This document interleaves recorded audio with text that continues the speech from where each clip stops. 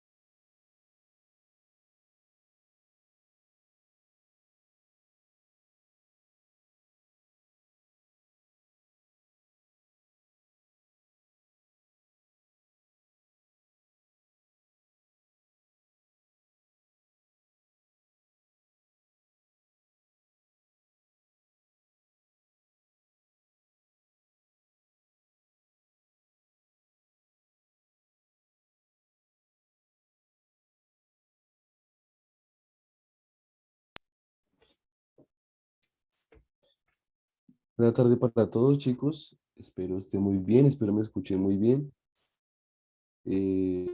Cualquiera, digamos, si escucha alguna cosa rara en mi micrófono, si me escucha muy lejos, si me escucha mal, Me avisa por favor en el chat, intento arreglar, me cambio el micrófono, pero me avisan si escuchan de mala forma mi voz. ¿Listos? Entonces, chicos, espero que estén muy bien. Vamos a continuar con las clases de matemáticas, preparándonos para el examen de la nacional. Denme un segundo de mandar un mensaje por privado.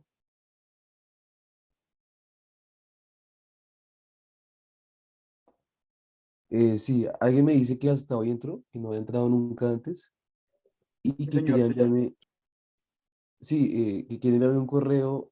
Sí, claro, ya comparto mi correo nuevamente, no hay problema.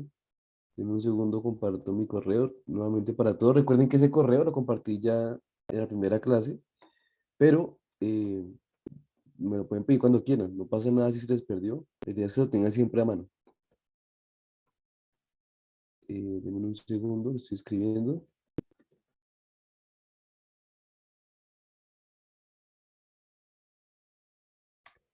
Ese es mi correo. Recuerden que ese correo lo pueden usar para mandarme todas sus preguntas que ustedes tengan de cosas de matemáticas que ustedes vean en simulacros, de pronto en clase que ustedes vean y no entendieron algo, pues me preguntan por el correo, no pasa nada.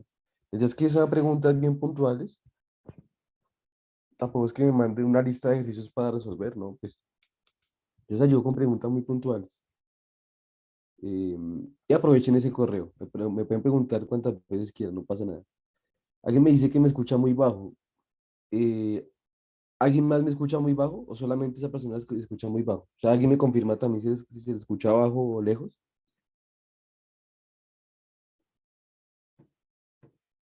Porque puede ser solamente esa persona, ¿no? Quiero saber, ¿alguien más me escucha bajito? Otra persona me dice que se escucha muy bajo. Bueno, entonces voy a cambiar de micrófono, denme un segundito. Porque si dos personas dicen que se escucha bajo, entonces de pronto puede ser por algo. Un momento, ya regreso, no me demoro.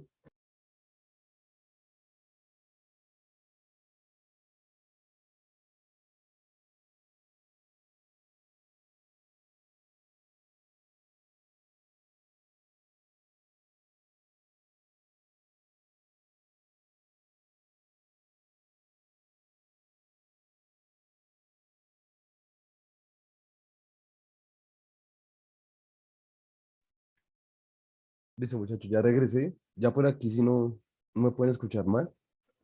Espero, este micrófono es distinto y es mucho mejor. Espero que ya me escuchen bien todos los que ahorita me dijeron que se escuchaba bajito. Bueno, entonces, retomando la clase, si hay gente nueva en la clase de hoy, pues hoy veo como más de la vez pasada. Recuerden que pueden aprovechar ese correo que compartí ahorita por el chat para, para mandarme preguntas. De vez en cuando ustedes pueden aprovechar ese correo y me mandan las dudas que ustedes tengan. Siempre y cuando sean dudas puntuales, no nada tan extenso porque no puedo extender en un correo, ¿no? Yo con el tiempo intentaré ir respondiendo, me han llegado ya varios correos y también sobre todo voy a intentar responderlos cuando estemos en clase. Cuando lleguemos a los temas que tienen que ver con las preguntas, pues en esas preguntas, en esas clases resolveré las preguntas, ¿listos? Si aún no he respondido su correo, tenga paciencia que yo se lo respondo tarde o temprano, ¿listos? Téngame paciencia porque igual tengo varios correos y bueno, se me ocupa un poco el tiempo ahí. Bueno, chicos, entonces vamos a continuar con la clase de matemáticas, vamos a continuar ahí con el tema.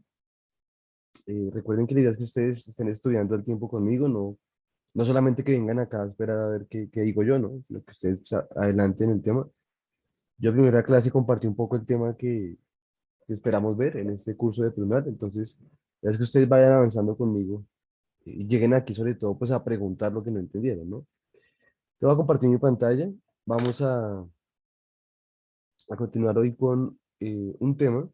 Bueno, antes de seguir, me gustaría que alguien lo recordara. ¿Qué hicimos en la última clase? ¿Alguien quiere participar? ¿Lo recuerda?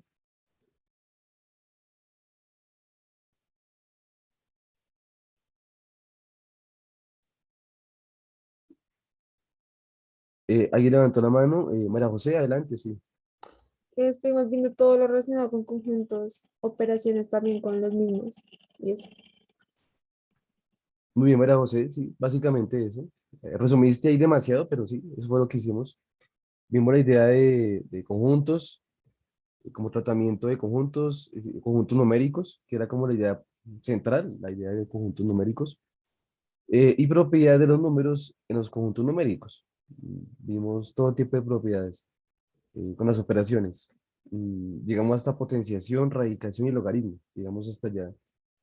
Entonces, bueno, ahí vamos a la clase pasada y vamos a continuar ahorita con un tema en la primera hora que es el concepto de divisibilidad en los números naturales.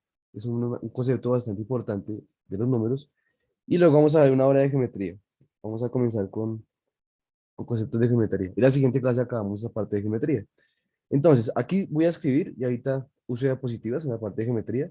La parte de divisibilidad me parece muy sencillo escribir y explicar los conceptos.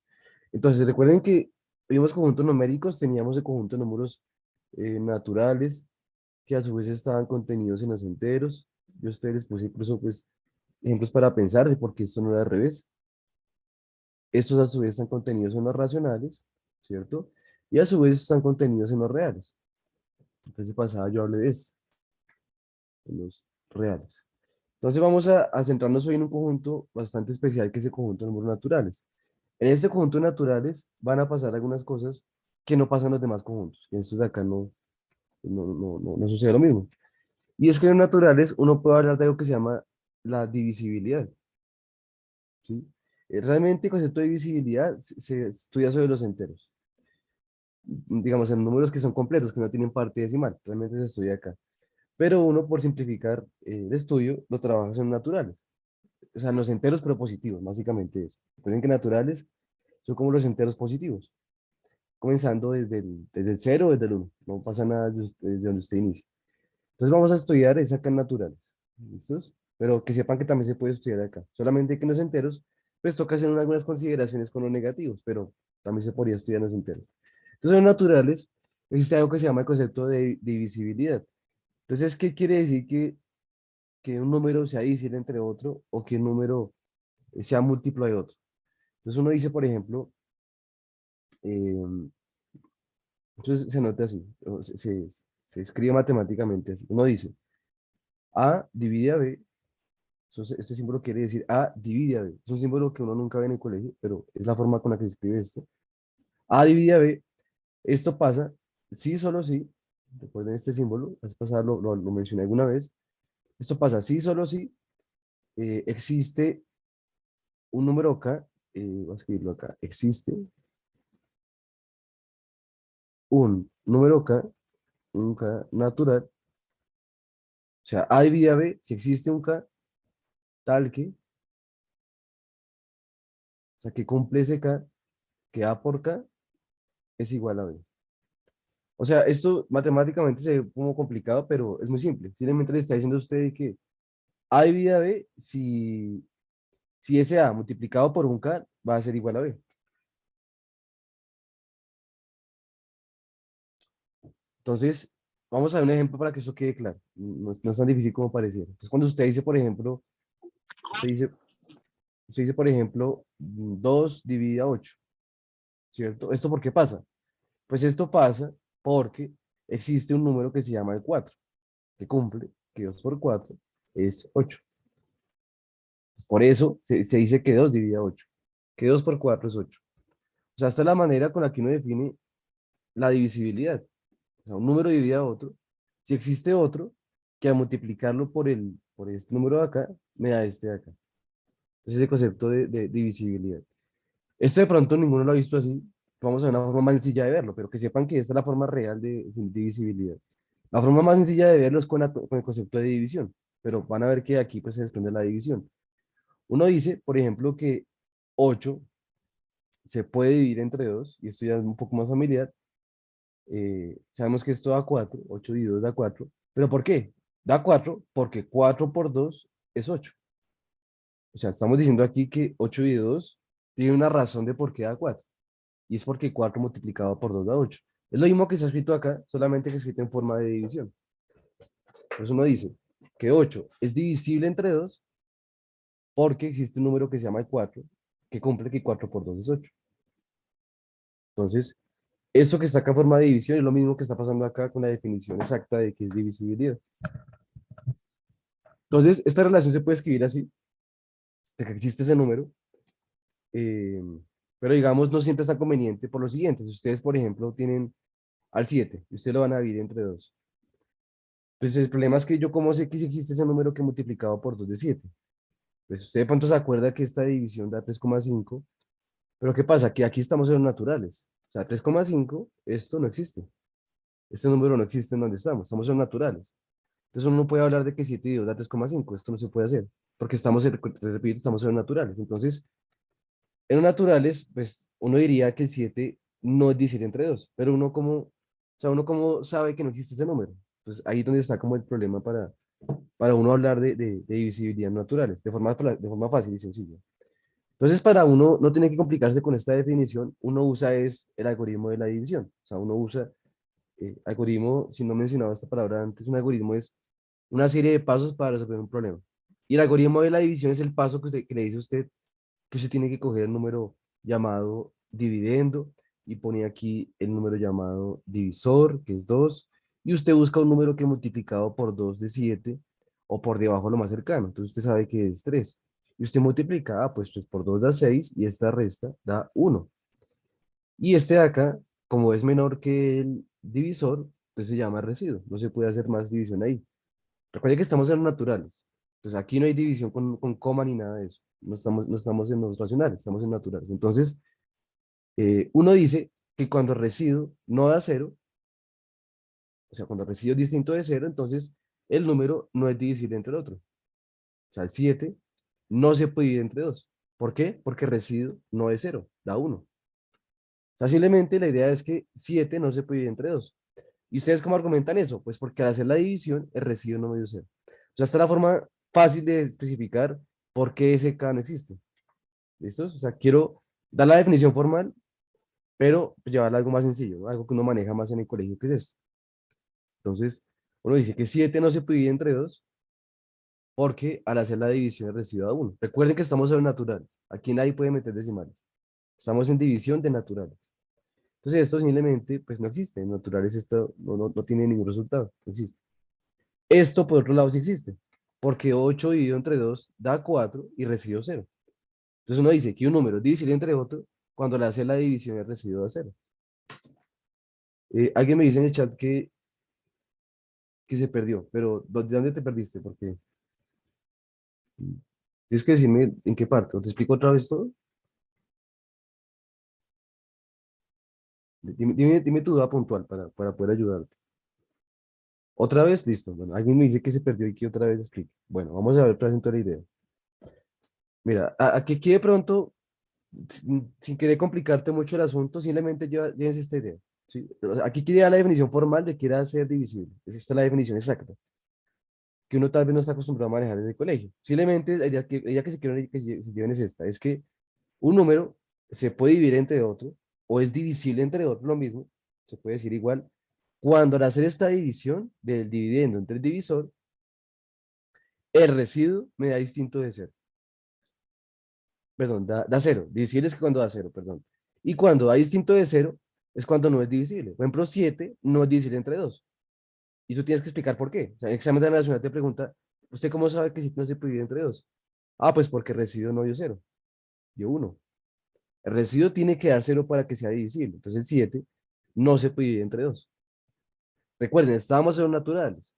Aquí no hay decimal, no se puede dar de decimal. Estamos en los naturales. Estamos todo el tiempo acá. Estamos aquí. No hemos salido de acá. ¿Listo? Este concepto de divisibilidad ya pierde sentido si uno se va a los racionales. Con los racionales el residuo siempre va a cero. De hecho, la clase pasada creo que alguien me preguntaba eso, ¿no? Que si en los racionales siempre el residuo va a cero. Sí, en los racionales siempre va a cero. Por eso aquí no tiene sentido hablar de divisibilidad, porque ya todo número se puede dividir, todos. En naturales no. Acá es donde tiene importancia ese concepto de divisibilidad. ¿Listo? Si hay preguntas me pueden igual volver a decir, no pasa nada si se pierden. Pero sí intenté preguntarme siempre de dónde se perdieron, ¿no? Porque no puedo saber de dónde fue que no me entendieron. Bueno, entonces, sigamos. También no olviden que pregúntenme al chat que aparece con anfitrión. O sea, con anfitrión es la pantalla que está presentando, esa yo no puedo ver. Escríbanme a anfitrión. ¿Listos? Ahí es donde yo puedo ver los mensajes. En coanfitrión no puedo verlo porque es donde está. donde estoy escribiendo y ahí no tengo acceso a los chats. Entonces, teniendo clara esta idea de visibilidad, en lo natural surgen muchas cosas interesantes. Entonces, el primer como concepto importante que uno habla sobre divisibilidad es la idea del número primo. Entonces, los números primos va a ser un conjunto, que ya se escribe como una P con un palito, a veces se escribe así, va a ser un subconjunto de los naturales, o sea, va a ser un conjunto más pequeño que los naturales, y va a ser el conjunto de números primos. Entonces, los primos, ¿qué van a hacer? Los primos va a ser el conjunto, eso es una P, ese conjunto de todos los números naturales, que es un conjunto de naturales, mayores que uno, uno no cuenta, que solamente se pueden dividir entre el mismo y uno. Este conjunto, voy a escribirlo aquí con texto para que quede claro. Entonces, dentro de este conjunto van a estar, entre los primos van a estar todos, voy a agrandar un poquito esto, ya. Ese conjunto de todos los números naturales mayores, perdón, mayores que uno, que solamente se pueden dividir, o sea, dividir me refiero a que residuo de cero, ¿no? Por el mismo y el número uno. Entonces este va a ser el conjunto de los primos. Es importante aprender esta definición. Hay que saberse esto sí o sí de memoria. Es importantísimo. Entonces, dentro de este conjunto, los primos van a estar el conjunto de todos los números naturales mayores que uno, que solamente, empiezas con esta palabrita de acá, porque esto cambia todo, que solamente se pueden dividir por el mismo número y por el número uno. Alguien me dice, ¿ese signo no indica contenido igual? Este de acá sí, eso es contenido. No sé si tú estuviste en la clase pasada, la persona que me preguntó eso. La clase pasada hablamos de conjuntos.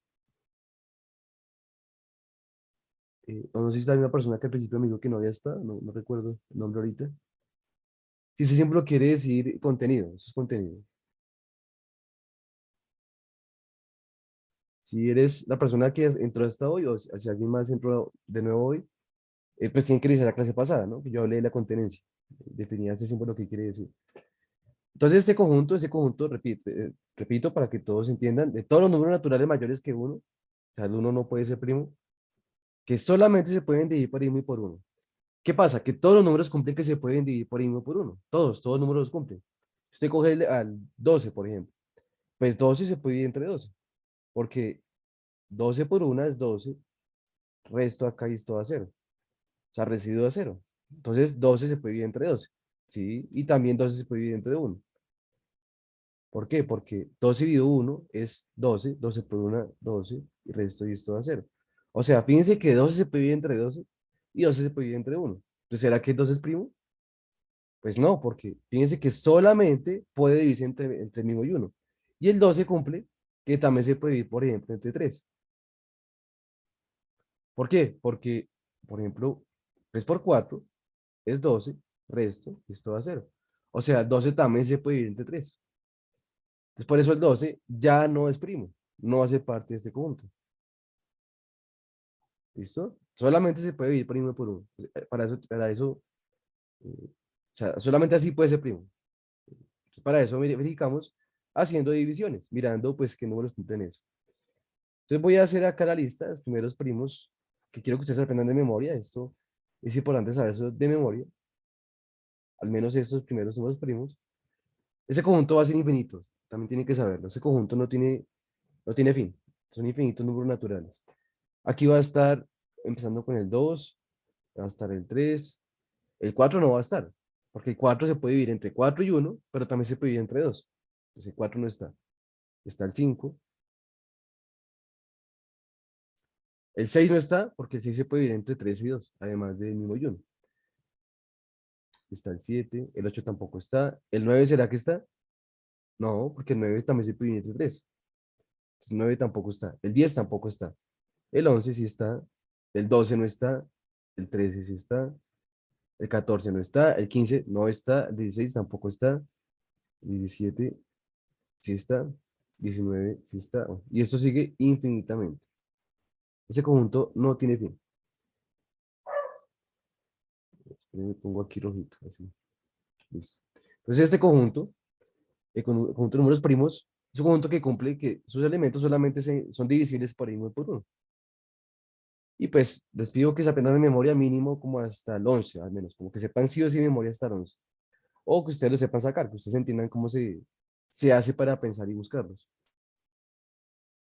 ¿Listo? Entonces, preguntas hasta acá, ¿qué es un número primo?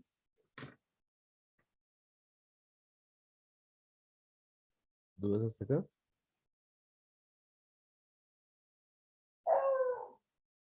Listo. Entonces, sigo. Te vamos a ver ahora algo importantísimo respecto a los números primos, que se llama el teorema fundamental de la aritmética. Siempre que ustedes vean en matemáticas la palabra fundamental, siempre que algo sea fundamental es porque es algo que es muy potente. O sea, la teoría, digamos, la parte en dos partes. Siempre que vean esta palabra fundamental. Entonces, el teorema fundamental de la aritmética es un teorema que es clave en la aritmética. La aritmética, les recuerdo, simplemente es el área de la matemática que estudia los números, de todo tipo, naturales, enteros, racionales, reales. Principalmente se enfoca en los números naturales, la aritmética, pero realmente estudia todos los números reales. Y el teorema fundamental de aritmética, eh, como les digo, es muy importante, dice que es fundamental por eso, dice lo siguiente, te voy a escribirlo por acá para que todos recuerden que es el teorema fundamental de aritmética, dice que todo número natural, y esto hay que ponerse de memoria, dice, todo número natural se puede escribir como un producto, o sea, como una multiplicación de números primos o es primo. Otro número natural, aquí me falta poner mayor que uno, perdón, mayor que uno.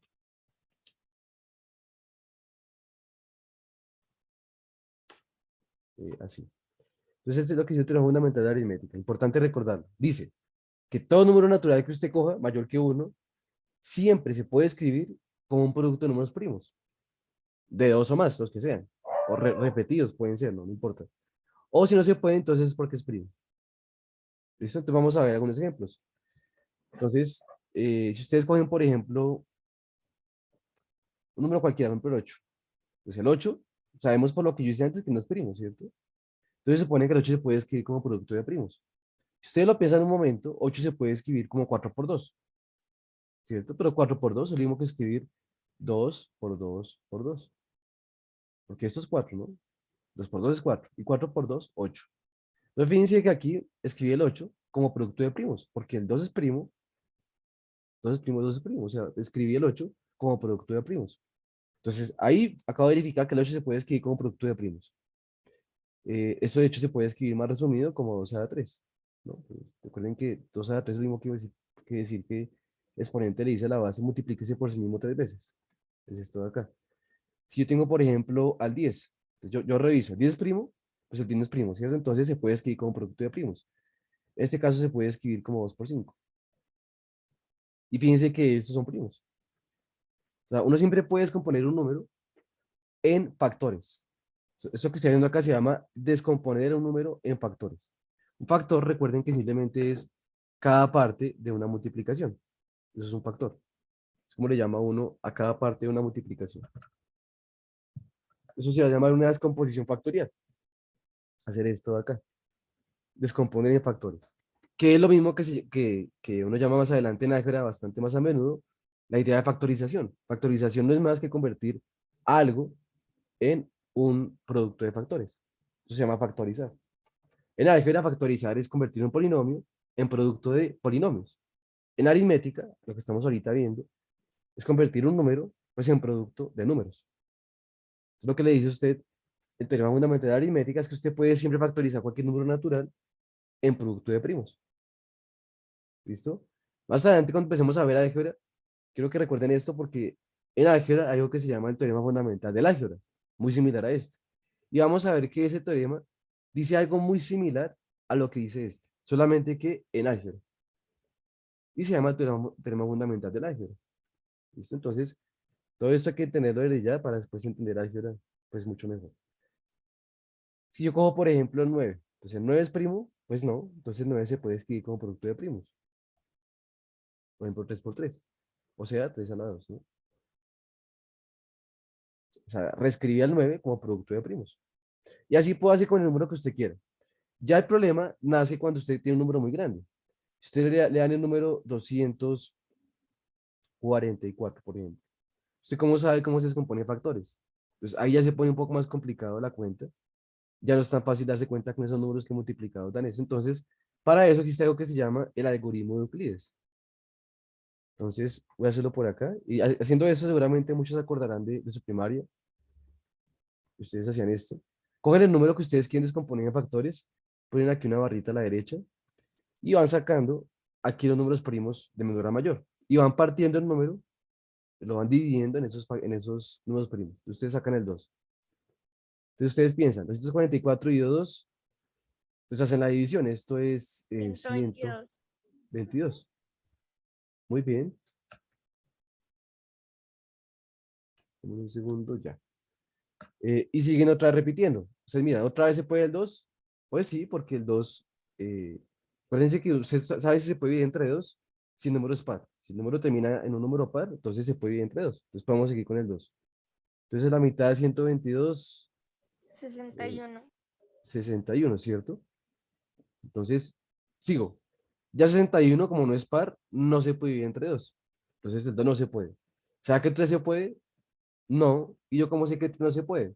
Porque hay un criterio de divisibilidad del 3. Le dice a ustedes que un número como este o cualquier otro se puede dividir entre 3 si solo si la suma de sus cifras da un múltiplo de 3. Eso de pronto muchos no se acuerdan. Entonces este número no se puede dividir entre 3 porque la suma de sus cifras da 7. Fíjense, 6 más 1 es 7, ¿no? Y 7 no es múltiplo de 3. Entonces este número no se puede dividir entre 3. No se puede. Entonces el 3 no se puede. ¿Será que puede ser el 4? Tampoco, porque el 4 es par también, no podría dividir a este. El 5 tampoco. El criterio de divisibilidad del 5 es que debe terminar en 5 o en cero.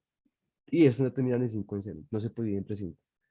El 6 tampoco, porque repito que es par, el 6 es par, entonces no puede dividir a esto. El 7 de pronto, ¿cierto?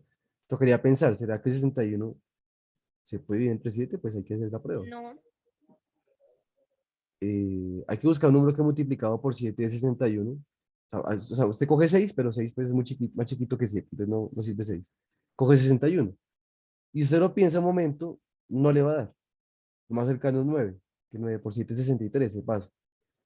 El que estaría por debajo sería 8, 7 por 8 es 56. O sea, no le da. Entonces, ¿qué pasa? Que 7 tampoco sirve. Cuando pasa esto no es muy común que pase, que se hagan números como tan complicados de partir factores. Pues toca ir probando primo con primo, uno a uno, y mirar si se puede pues, dividir entre otro más. Yo ahí te diría que este número es primo, pero no estoy seguro de mi afirmación. Si este número es primo, entonces pues seguiría partiendo entre 61 y ya seguiría uno. Más que este número me lo inventé, ¿no? Entonces, pues salía algo bien random y me salió un número que es como complicado de partir en descomposición factorial. Pero no sé, o sea, para hacer la prueba completa tocaría ponerse a prueba uno por uno. Números primos hasta 61. A ver cuál divide 61. Después seguiría, bueno, el 7, el 11, el 13, de pronto el 13, pero no creo. Quería mirar si este número que No, el multiplicado por 13 no. 13, el 13 no. Pues ahí ya toca hacer la prueba. O sea, como les digo, a mí primero me salió un número como feo de calcular, pero ustedes van probando esto.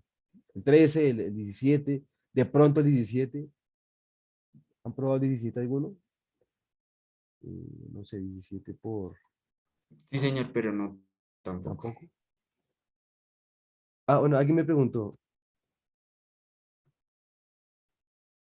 el 61 es primo, alguien me dice. Ah, listo, sí, pues es que a veces pasa pues que el número sale primo rápido, pero, o sea, no es lo común que pasa. Repito, me salió así porque me lo inventé el ejercicio. Pero era un ejercicio, más del examen de la nacional, no aparecen cosas así como tan feas de calcular, ¿no? sea, el examen de racional pide es que usted razone, ¿no? Más que haga cálculos feos, ¿no? El examen de racional no se enfoca en cálculos complicados.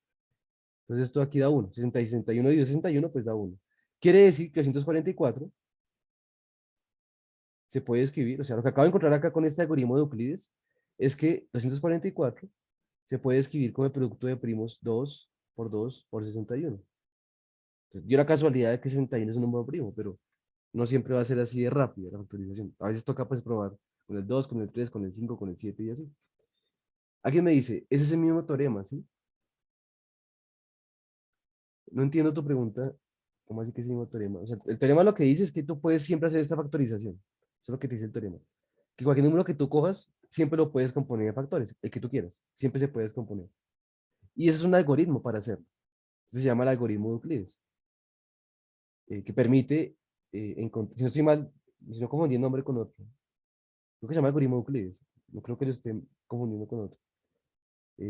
Lo que te dice es que tú puedes, mediante este algoritmo, encontrar esa factorización. Dices, no, es que antes dijiste otro nombre, como otro teorema, era eso de Euclides. Ah, no, ese es el algoritmo, sí. No es lo mismo que el teorema. El teorema te dice que se puede siempre factorizar cualquier número natural, cualquiera.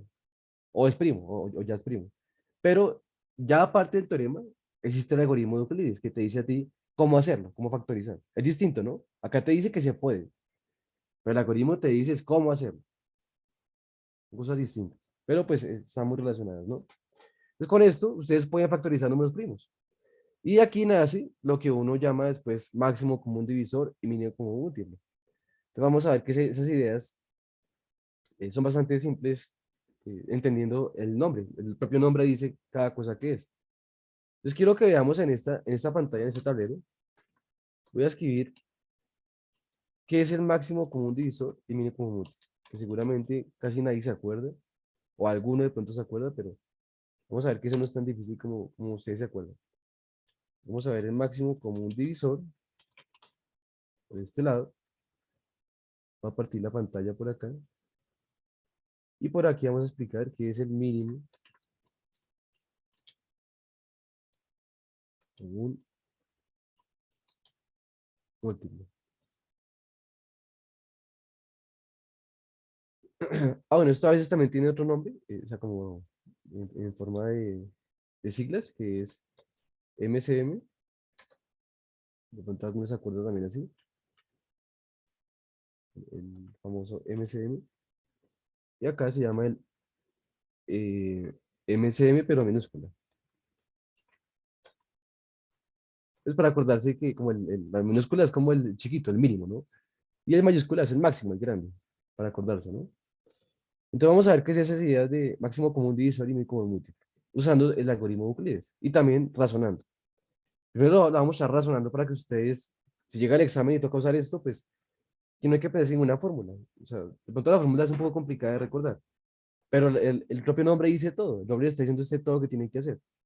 Entonces usted lo que hace para calcular el máximo común divisor entre dos números, o sea, usted le dan dos números, cualesquiera. Usted le dice, calcule el MCM de dos números. Voy a inventar uno cualquiera, 24 y 16, por ejemplo. El MCM entre esos números. Entonces, usted antes de ponerse cualquier cosa, pues razone qué le están diciendo. ¿Qué es máximo común divisor? Pues ahí dice todo. Ese es máximo. Máximo se refiere al más grande. Que sea común. Común es que ambos lo tengan y que a la vez sea divisor. O sea, usted debe buscar el número que divida ambos números, que sea el más grande y que divida ambos. O sea, el nombre le dice todo a usted. Busque el número que divida ambos números y que divida ambos y que sea el más grande. Porque, por ejemplo, el 2, usted lo piensa, divide al 24 al 16. Pero ¿será que es el más grande? Tal vez no. ¿Cierto? Entonces ustedes tienen que ir pensando cuál será el número más grande que divida ambos números. Si ustedes lo piensan, ese tiene que ser 8. Tengo un segundo, alguien entró. Listo. Chicos, recuerden, es que a veces me toca parar la clase por eso, pero recuerden que ustedes se ahorran ese problema de tener que esperar en la sala si entran con el correo que tiene registrado en IDADE. O sea, en la página de IDADE, ustedes tienen un correo. Ese correo, regístrenlo también con Zoom, para que no tengan que esperar a que yo les dé permiso de entrar, por favor, para que no tengan que esperar ahí en la fila. Alguien me dice, profe, el máximo común divisor no era MCD. Ah, sí, perdón. Aquí puse M. Perdónenme la vida, acá es D, ¿no? O sea, M no tendría sentido, sí, perdónenme. Me mezclé con el otro. Sí, perdónenme. Gracias por corregirme. Cualquier corrección siempre es válida, chicos. A mí me gusta que me corrijan porque a veces puedo cometer un error. Cualquier error así chiquitico me pueden corregir. MCD, sí. MCD, ¿no? La D de divisor. Y a MCN, acá sí sería MCN. Gracias por la corrección. Entonces, recuerdo con la idea que estaba. Máximo común divisor, pues es buscar el número más grande que divida ambos. Ustedes lo piensan un rato, sería 8. Y ustedes pueden hacerlo sin ningún tipo de cálculo raro. Simplemente busquen los divisores de cada número. Eso se escribe así. D sub 24 quiere decir el conjunto de divisores de 24. Entonces usted, primero que todo, piensa todos los números que vienen al 24. Entonces usted piensa, está el 1, el 2, está también está el 3, está el 4, el 5 no está el 6, porque 6 por 4 24, está el 8, está el 12, y está el 24. Entonces, esos son los divisores del 24. Y también piensa los divisores del 16. Entonces, ¿estos quiénes son? Pues está el 1, el 2, el 3 no está, el 4 sí está el 5 no está, el 6 tampoco, el 8 sí está, y el 16. El 8, 16. Entonces usted puede buscarlo así a puro ojo. Se busca, pues, cuál es el número que está en común. O sea, recuerde que es el conjunto de divisores. O sea, que al hacer la división el residuo de 0. Entonces, pues, está el más grande, sería 8, ¿no? No hay ningún otro número que sea común en ambos conjuntos de divisores. Entonces, preguntas de estos, espero que me entiendan la idea de razonamiento, ¿no? Y ya el momento de hacerlo con el algoritmo de Euclides, es un poco más trabajoso, pero lo mismo. Vamos a hacer el algoritmo de Euclides y vamos a ver cómo se encuentra el máximo común divisor con el algoritmo de Euclides. Y lo que hacen es coger cada número y los componen con el algoritmo de Euclides. Cogemos el 24 y los compongo. Porque aquí me va a quedar sin espacio. Voy a correr por acá un poquito acá abajo. Luego vuelvo acá arriba. Y ustedes partimos esto en 2. Esto da 12. Parto esto en 2. Esto da 6. Parto esto en 2. Esto da 3. Parto esto en 3. Esto da 1. Quiere decir que 24 es 2 por 2 por 2 por 3, ¿no? Y por otro lado, hago lo mismo con el 16. Primero que todo, pues les compongo los números antes de hacer cualquier cosa. Parto en 2, esto da 8. Parto en 2, esto da 4. Parto en 2, esto da 2. Parto en 2, esto da 1. Quiere decir que 16 es 2 por 2 por 2 por 2, ¿no? Entonces, para encontrar el máximo común divisor, lo que ustedes tienen que hacer es buscar en ambos conjuntos lo máximo que pueda sacar que tengan en común. O sea, yo saco de aquí un 2. De aquí otro 2, aquí otro 2. Aquí otro 2, aquí otro 2. Y no puedo sacar nada más en común. Si acá puedo sacar un 3, si acá también hubiera un 3, pero como acá no hay 3, pues no puedo sacar el 3 de ambos. Y ese número que queda ahí, el 2 por 2 por 2, pues es 8. Ese va a ser el máximo común divisor. Entonces, ustedes simplemente tienen que descomponer el número y buscar lo máximo que puedan sacar en común. O sea, este es muy sencillo porque, de hecho, tiene que ver con el nombre, ¿no? Hay que buscar lo que esté en común de ambos. Ahí, digamos, es también fácil de recordar cómo se busca esto. Vamos a ver que el MCM, el mínimo común múltiplo, es un poco más complicado. Ese es un poco más complicado de recordar la fórmula. Y realmente, se os digo por experiencia, el útil que quiero que se aprendan es el MCD. Realmente va a ser como el útil de recordar. El MCM casi nunca se usa, pero igual parece que hay que practicarlo, ¿no? Por si acaso.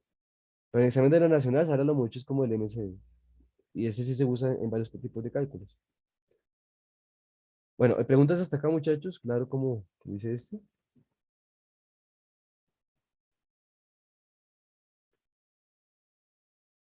Bueno, vamos a ver entonces ahora la idea de mínimo común múltiplo. Primero que todo, quiero que piensen, pues, nuevamente en lo que me están diciendo, las palabras que me están diciendo. Entonces, ¿qué tengo que buscar? El mínimo, o sea, el más chiquito de los comunes, o sea, que esté en común en ambos números y que sea un múltiplo. Múltiplo, lo pueden pensar, es como la idea contraria de divisor. Divisor es como que se puede hacer la división y la división da exacta, o sea, residuo de cero. Múltiplo es como que está en la tabla del número. Eso es la idea de múltiplo. O sea, un número es múltiplo de otro si está en la tabla del número. Son ideas muy similares a la idea de divisibilidad. Es casi lo mismo, solamente que visto desde dos puntos distintos, pero básicamente lo mismo, divisor y múltiplo. Solamente que múltiplo se refiere a que está en la tabla de ese número. Entonces, pensémoslo, por ejemplo, con estos números otra vez. El MCM, pero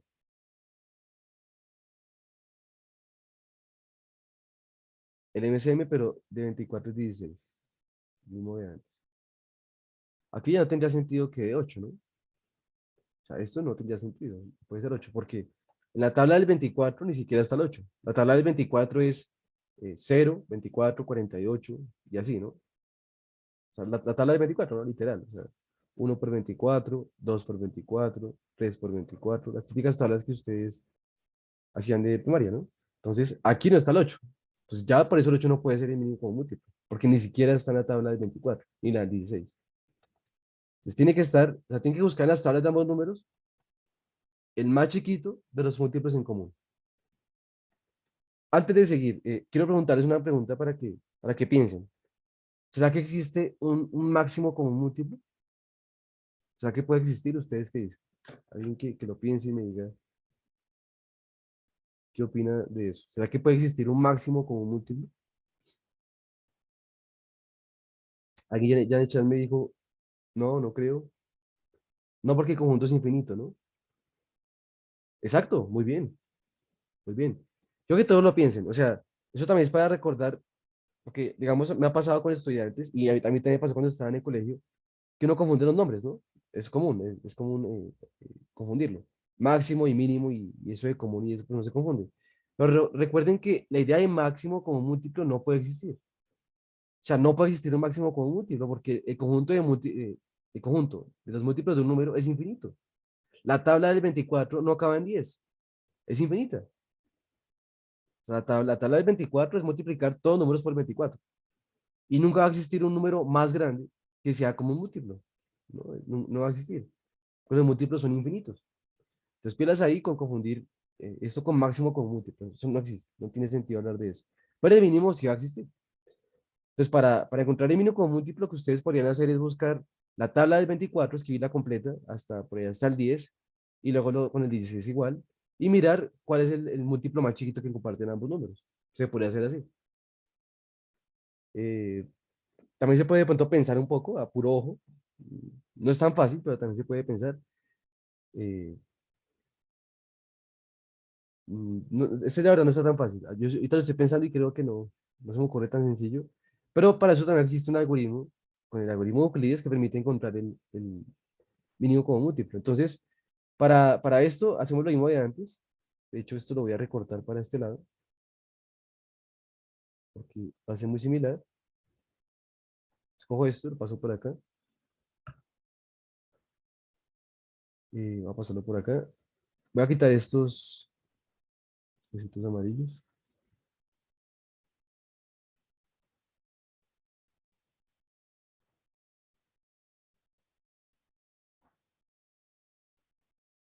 Y entonces aquí nuevamente hice la descomposición factorial, ¿no? O sea, lo mismo que ha hecho acá, solamente que lo pasé para acá. Entonces, fíjense cómo se hace la idea del cálculo del mínimo como múltiplo. Esa es un poco más enredada, pero voy a explicar a ver si me entienden. Entonces, mínimo como múltiplo se calcula buscando lo máximo que pueda sacar eh, sin repetir de ambas descomposiciones. Repito, para buscar el MCM, debo buscar lo máximo que pueda sacar de ambas descomposiciones, de este y de esta, sin repetir términos. O sea, aquí ya no va a ser tan fácil como lo que yo decía acá, que hay que buscar lo máximo que pueda en común eh, de ambas descomposiciones, ¿no? Aquí saco lo máximo que pueda sin repetir. O sea, por ejemplo, eso no sé cómo pintarlo muy bien, pero digamos, de aquí saco un 2 y de aquí saco un 2. O sea, saco un 2 de ambos, digamos. O sea, saco un 2 de ambas descomposiciones. De aquí saco un 2 de ambas descomposiciones. De aquí saco otro 2. Y acá en esta composición de acá, no hay otro 2, pero aquí sí hay, entonces puedo sacarla. Así no esté en común en ambas, no importa, puedo sacarlo también, ese 2. Y acá también puedo sacar un 3. Así no esté, así en esta no haya un 3, lo saco igual. Entonces, el MCM, aunque es que esto no sé si me entiendan esta forma de escribirlo, de 24 a 16, va a ser 2 a la 3, que es lo que tienen en común ambos, O sea, tienen en común 2 a la 3, pero también tienen un 2 y un 3. O sea, saco lo máximo que pueda de ambos sin importarme si están ambos o no. Este número de acá va a ser el MCM entre el 24 y 16. 2 a la 3 por 2 por 3. Que ustedes quieren calcularlo, pues es 8, que es 2 a la 3, por 2, que es 16, por 3, que 16 por 3, ¿cuánto es? 16 por 3 es por 6, 18, bajo 8 subo 1, 3 por 1, 3, más 1, 4, 48. Quiere decir que MCM era 48. Y ustedes lo piensan, pues es verdad, ¿no? 48 es múltiplo de 24, porque 2 por 24 es 48, y también es múltiplo de 16. Alguien me dice que no entendió esta última parte. No pasa nada. Como les digo, este algoritmo del MSM no es tan fácil de recordar, porque es un poco también antiintuitivo, no es tan fácil como este, en mi opinión, ¿no? Repito, para encontrar el MSM, si tú quieres, puedes haber hecho la tabla completa del 24, la tabla completa del 16, y buscar cuál es el más chiquito de esos múltiplos en común. Si quieres, puedes hacer eso. Y en el examen, si a ti se te olvidó hacer esto, el algoritmo de Euclides, pues ponte a hacer hasta las de multiplicar, no pasa nada. Eh, pero, digamos, si intentas recordar el algoritmo, la idea es la siguiente, repito cómo es. Descompones cada número que te están pidiendo el MSM y los compones en factores con el algoritmo de Euclides. Y buscas lo máximo que puedas sacar de ambas descomposiciones, sin importar si está compartido en ambos o no. O sea, aquí me da igual. Entonces, de aquí saco un 2 que también está acá. Entonces, saco ese 2. Es que no sé cómo pintarlo para que me entiendan, pero ya saco este 2 de acá, este 2 de acá. O sea, saco un 2. De aquí saco otro 2. Pues solamente saco uno. O sea, cada raya que yo estoy pintando es solamente un número que saco. O sea, la idea es que no puedo repetir números. Por eso aquí saco uno a la vez, esos dos de ambas composiciones. Yo saco 2 por 2 por 2. ¿Sí? Y luego saco también lo que quede así no está en común, que sería 3 y 2. Entonces me va a quedar que el MCM es 2 a la 3, que es esos 3 2 que están acá, por este 2 por el 3. O sea, en resumen, saco lo máximo que pueda de ambas descomposiciones. Lo máximo que pueda. Pero como sin repetir. Cuando me refiero a que sin repetir es como que no puedo, o sea, tengan cuidado con hacer, por ejemplo, esto. No es que saquen así, 2 por 2 por 2 por 3 y luego otra vez por 2 por 2 por 2 por 2. O sea, haciendo esto, lo que están calculando es simplemente 24 por 16, que también es un múltiplo, sí es un múltiplo de ambos, pero no es el más chiquito. O sea, el truco de encontrar el más chiquito es no repetir, o sea, saber que es un solo número, este es un solo número, este es un solo número, que estoy sacando de las composiciones. No sé si me entienden. No es tan fácil de explicar pero esta es la idea, como sacar lo máximo que pueda de ambos sin repetir y sin importarme si está en común en ambos. Ese va a ser el MCM. Ese es el algoritmo para encontrar el MCM. Bueno, como les digo, no se preocupe mucho porque no aparece mucho en el examen. Lo hice solamente como una vez, en algún simulacro. Nunca lo he visto en general. El importante es el máximo común divisor. De hecho, sí quiero que lo aprendan bien porque cuando empezamos a ver factorización de polinomios, lo que pasemos a álgebra, voy a ver a usar esto. Entonces hay que saberlo bien. Preguntas, muchachos, antes de seguir.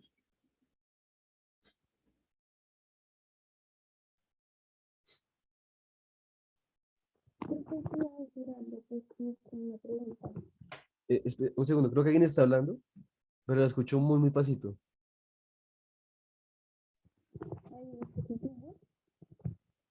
No, no te escucho. Te escucho como tapado el micrófono. O sea, pareciera que tienes el micrófono tapado con algo.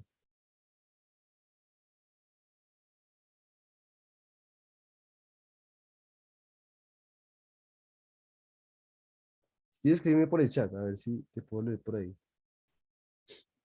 Adelante, Paula. Creo que levantaste la mano. Adelante.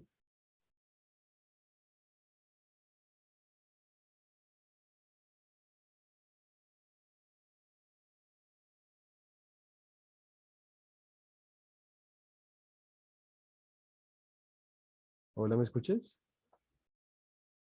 Ah, no era una pregunta. Ah, perdóname. Decías que es más fácil hacer un solo algoritmo. No te entiendo eso que me dices, hacer un solo algoritmo. No, o sea, hay un algoritmo para cada cosa. Esto que expliqué acá, de encontrar lo máximo que puedas en común, es el algoritmo para el máximo común divisor. Este de acá es el algoritmo para el mínimo común múltiplo. Y lo que expliqué antes, o sea, en sí este algoritmo es el algoritmo para descomponer un número en factores. Son ese mismo algoritmo, pero usado de otras formas distintas. Pero que exista un único algoritmo para todo, no, o sea, cambia un poco lo que estés buscando, ¿no?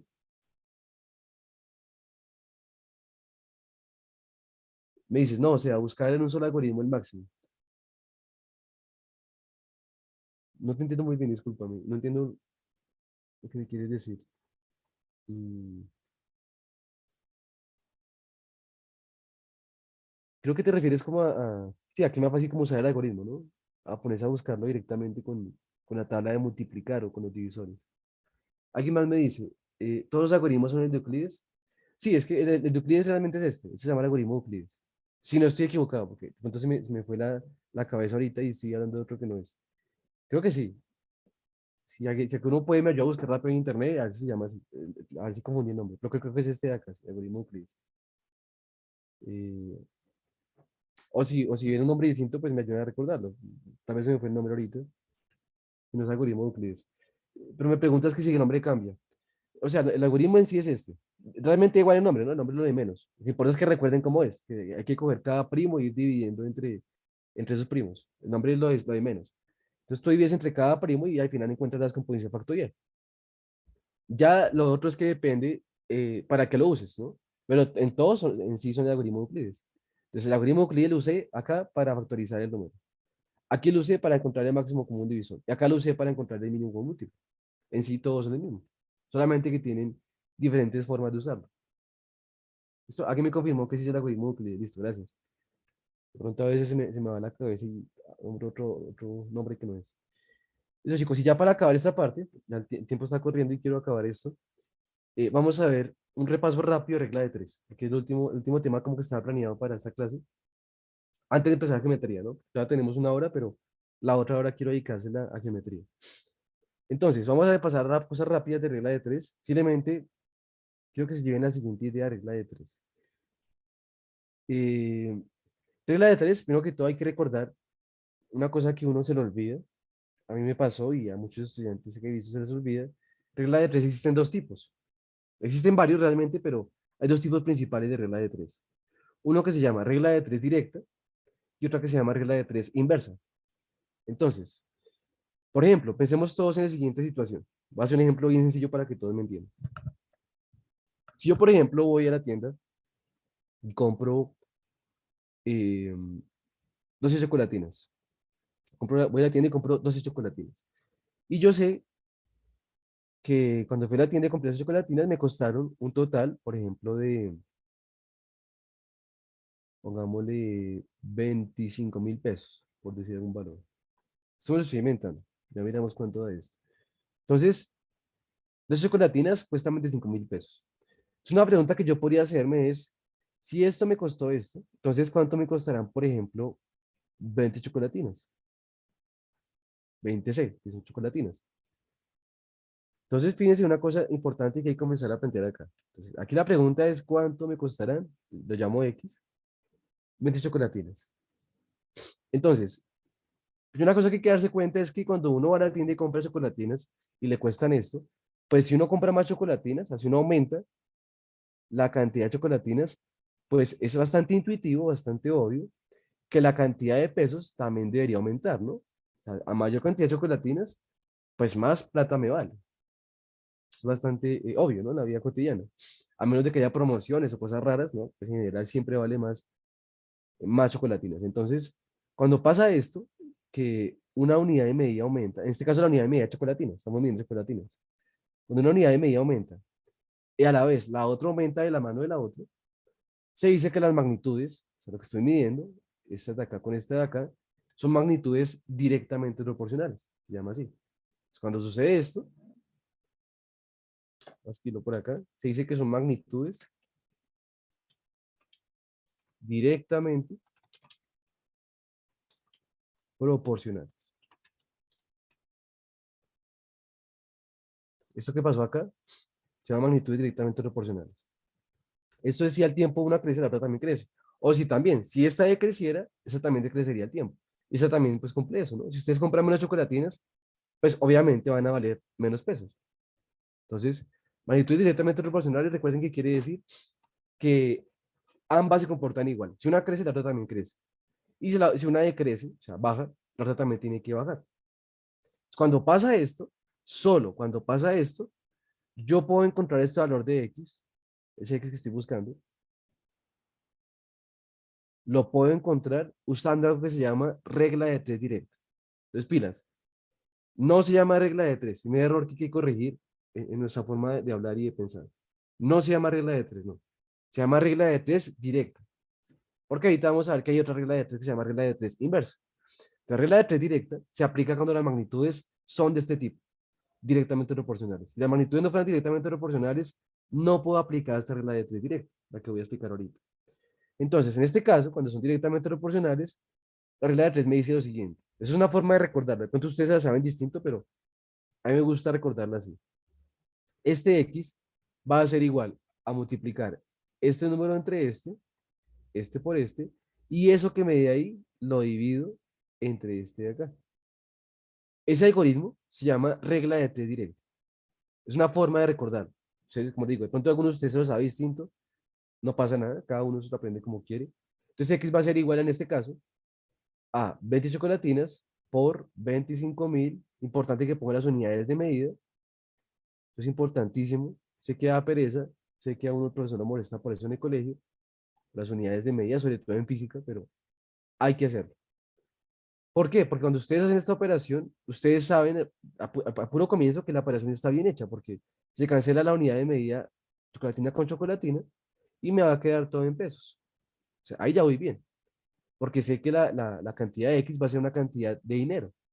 Si, por ejemplo, acá me hubiera quedado chocolatinas, el resultado, pues no tendría sentido, porque ¿cómo así que X chocolatinas cuestan tantas chocolatinas? Pues no tiene sentido. O sea, importante que usen las unidades de medida. O que peor, les dé, por ejemplo, chocolatinas al cuadrado sobre pesos, algo así. Pues eso no tiene ningún sentido. Hay que usar las unidades de medida para saber que lo que uno está haciendo está bien planteado. Entonces, todo va a quedar en pesos, ¿no? La unidad de medida pesos. Entonces, simplemente, pues aquí faltaría hacer la operación. Y aquí ya, la verdad, por ir rápido, voy a esa calculadora porque no quiero perder el tiempo haciendo esa cuenta. Quiero acabar rápido esto y seguir con geometría. Esta cuenta da 41.66. O sea, 20 por 25.000 sobre 12. Esto da 41. Espérenme, reviso 25.000. Tuve un error. Un momento, corrijo. Divido 12. Sí, no, sí, está bien. 41.000. 666 pesos. Bueno, aquí tiene también centavos, pero sigue 666, pero dejémoslo acá. Entonces, fíjense que pues tiene sentido esta respuesta, ¿no? Porque a mayor cantidad de chocolatinas, más, pues más valen las chocolatinas, 41.000 pesos. Subió la unidad de medida de los pesos. ¿Listo? Entonces no olviden, eso se llama el algoritmo de regla de tres directa. Pero existe otro tipo de regla de tres, que se llama regla de tres inversa. Entonces fíjense ahora el ejemplo con regla de tres inversa. Para la regla de tres inversa, el ejemplo más sencillo que siempre pongo es, y de hecho se salió alguna vez en un IFES, es un problema tipo IFES, pero eh, pues sirve para explicar el ejemplo. Ah, bueno, aquí me pregunta, profe, gráficamente la pendiente de la recta es la respuesta. No entendí otra vez. Profe, gráficamente la pendiente de la recta es la respuesta. No entiendo qué me dices, la persona que me escribió eso. No, simplemente estoy planteando aquí cómo es el algoritmo de regla de tres directa. Una cosa que usted me hizo acordar, que sí es bueno mencionar, aunque eso igual lo vamos a trabajar después cuando llegáramos a gráficos y demás, es cómo se representan magnitudes directas gráficamente. De una vez explico también eso. Las magnitudes directas cumplen siempre, que al usted graficarlas, si usted grafica esto en un plano cartesiano, que yo todavía no quiero hablar de esto porque eso es tema después, pero usted tiene, por ejemplo, aquí la magnitud de chocolatinas, aquí la de pesos, por ejemplo. En este caso, las chocolatinas contrapesos.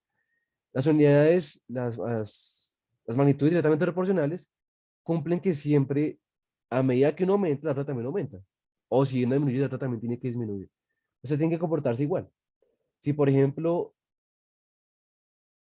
uno va aumentando chocolatinas, pues también debería aumentar la cantidad de pesos. Entonces tiene que tener una gráfica de ese tipo.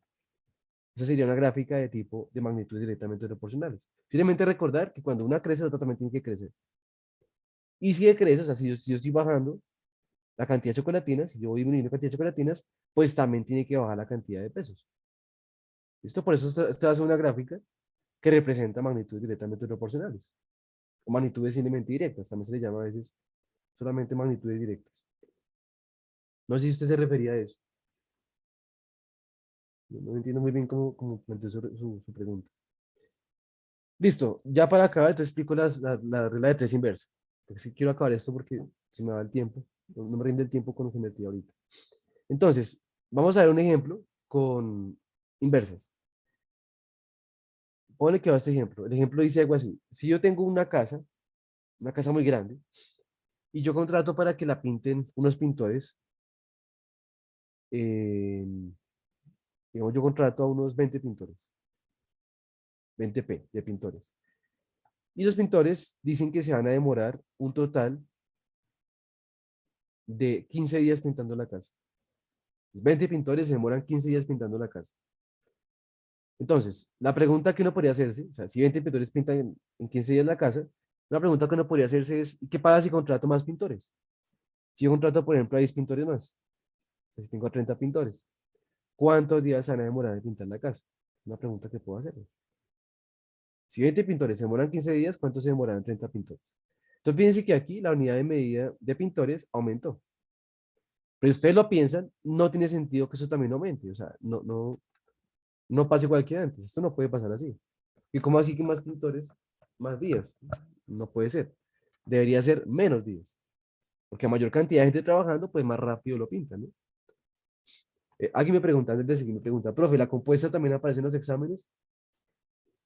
La regla de tres compuesta. eh, en matemáticas no he visto, no recuerdo ahorita, no creo. En ciencias sí.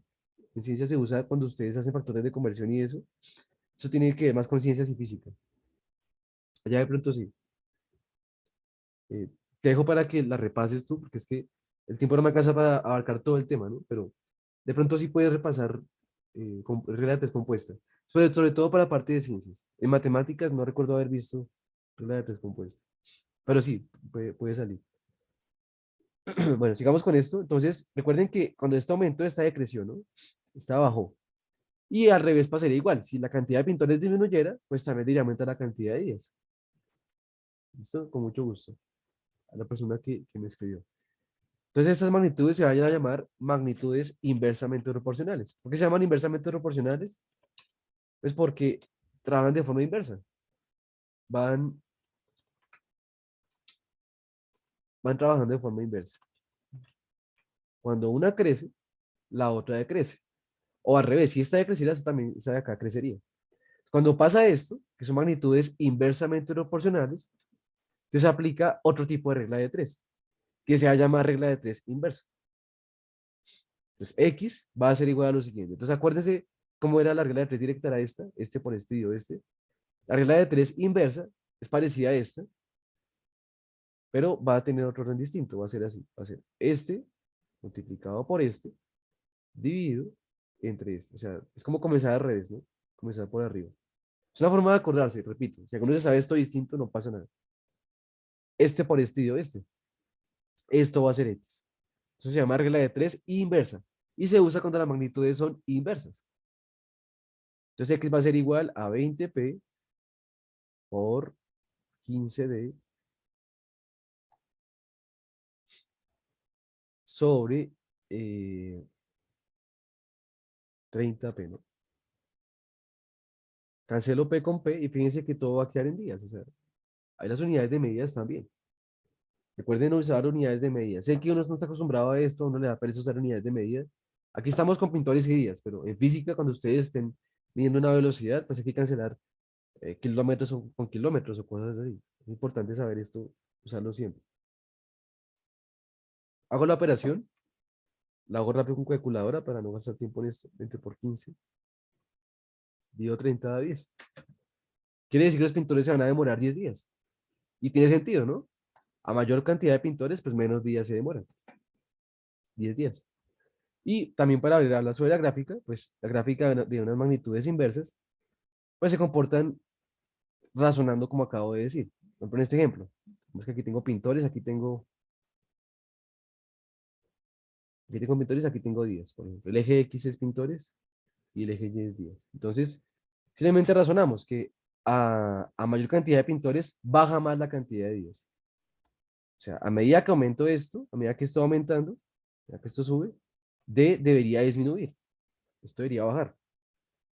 O sea, a medida que voy hacia allá, esto cada vez debe bajar más. O sea que la gráfica tiene que ser algo así. Esa es la gráfica de magnitudes inversas. ¿Listo? Ese tipo de gráficas aparecen en el examen.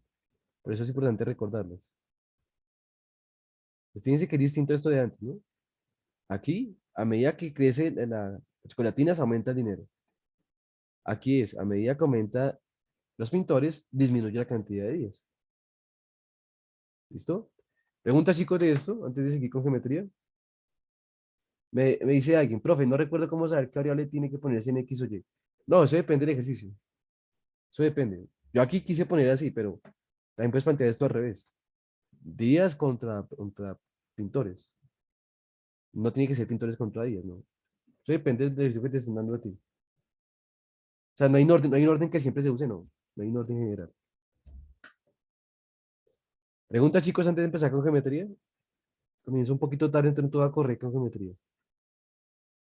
Pero pueden preguntar. Aprovechar este momentito.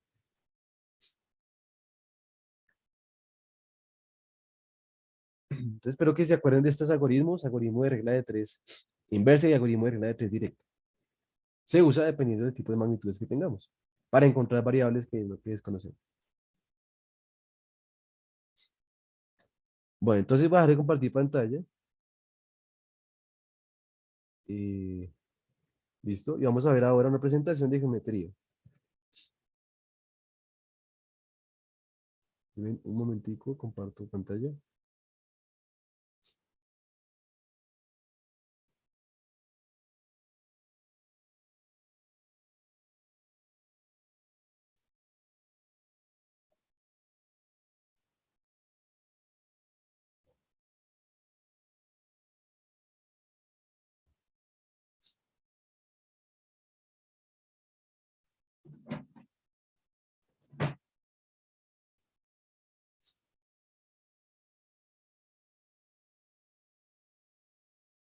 Listo. Entonces vamos a comenzar con geometría ahora sí.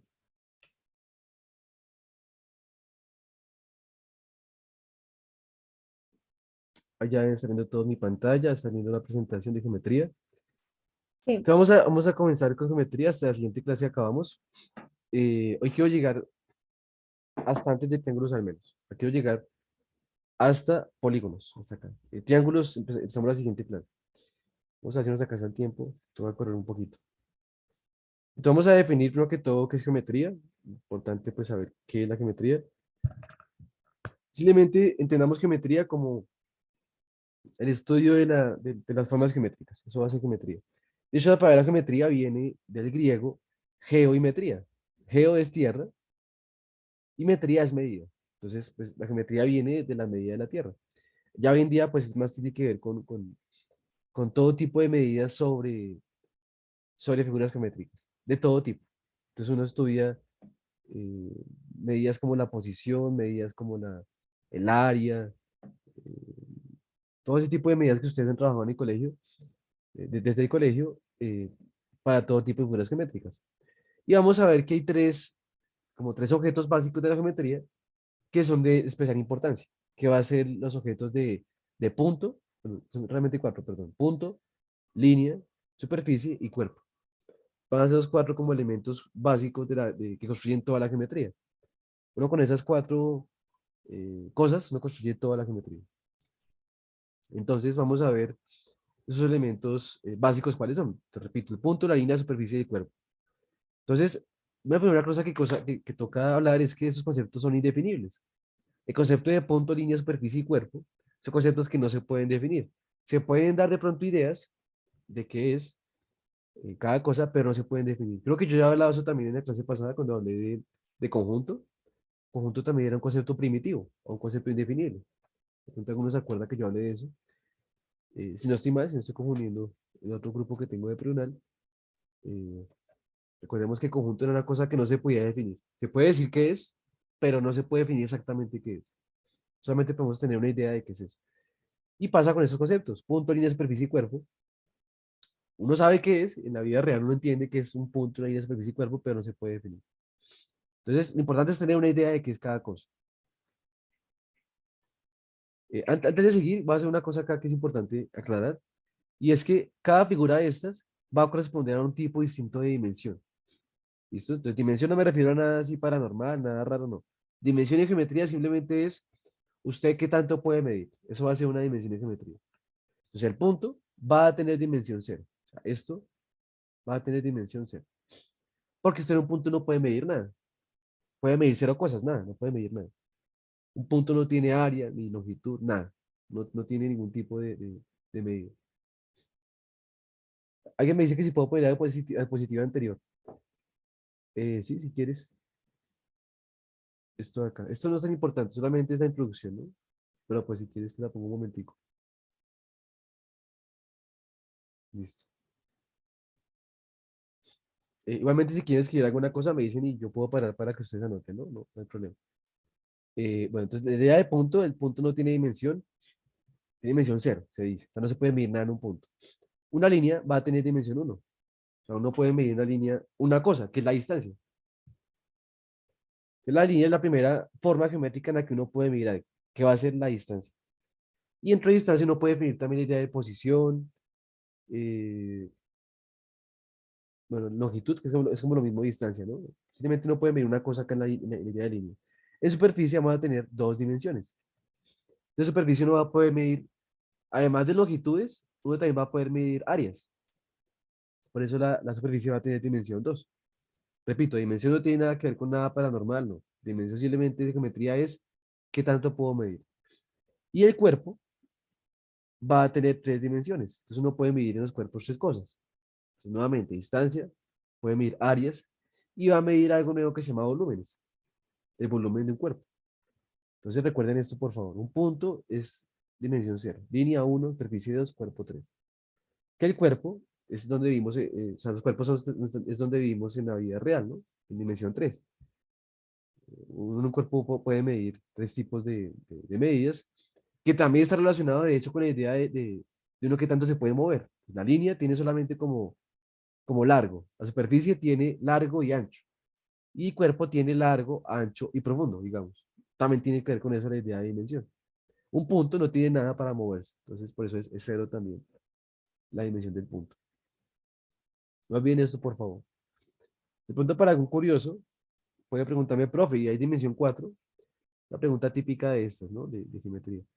Pues en la realidad no, pero a nivel matemático la dimensión 4 sí puede existir.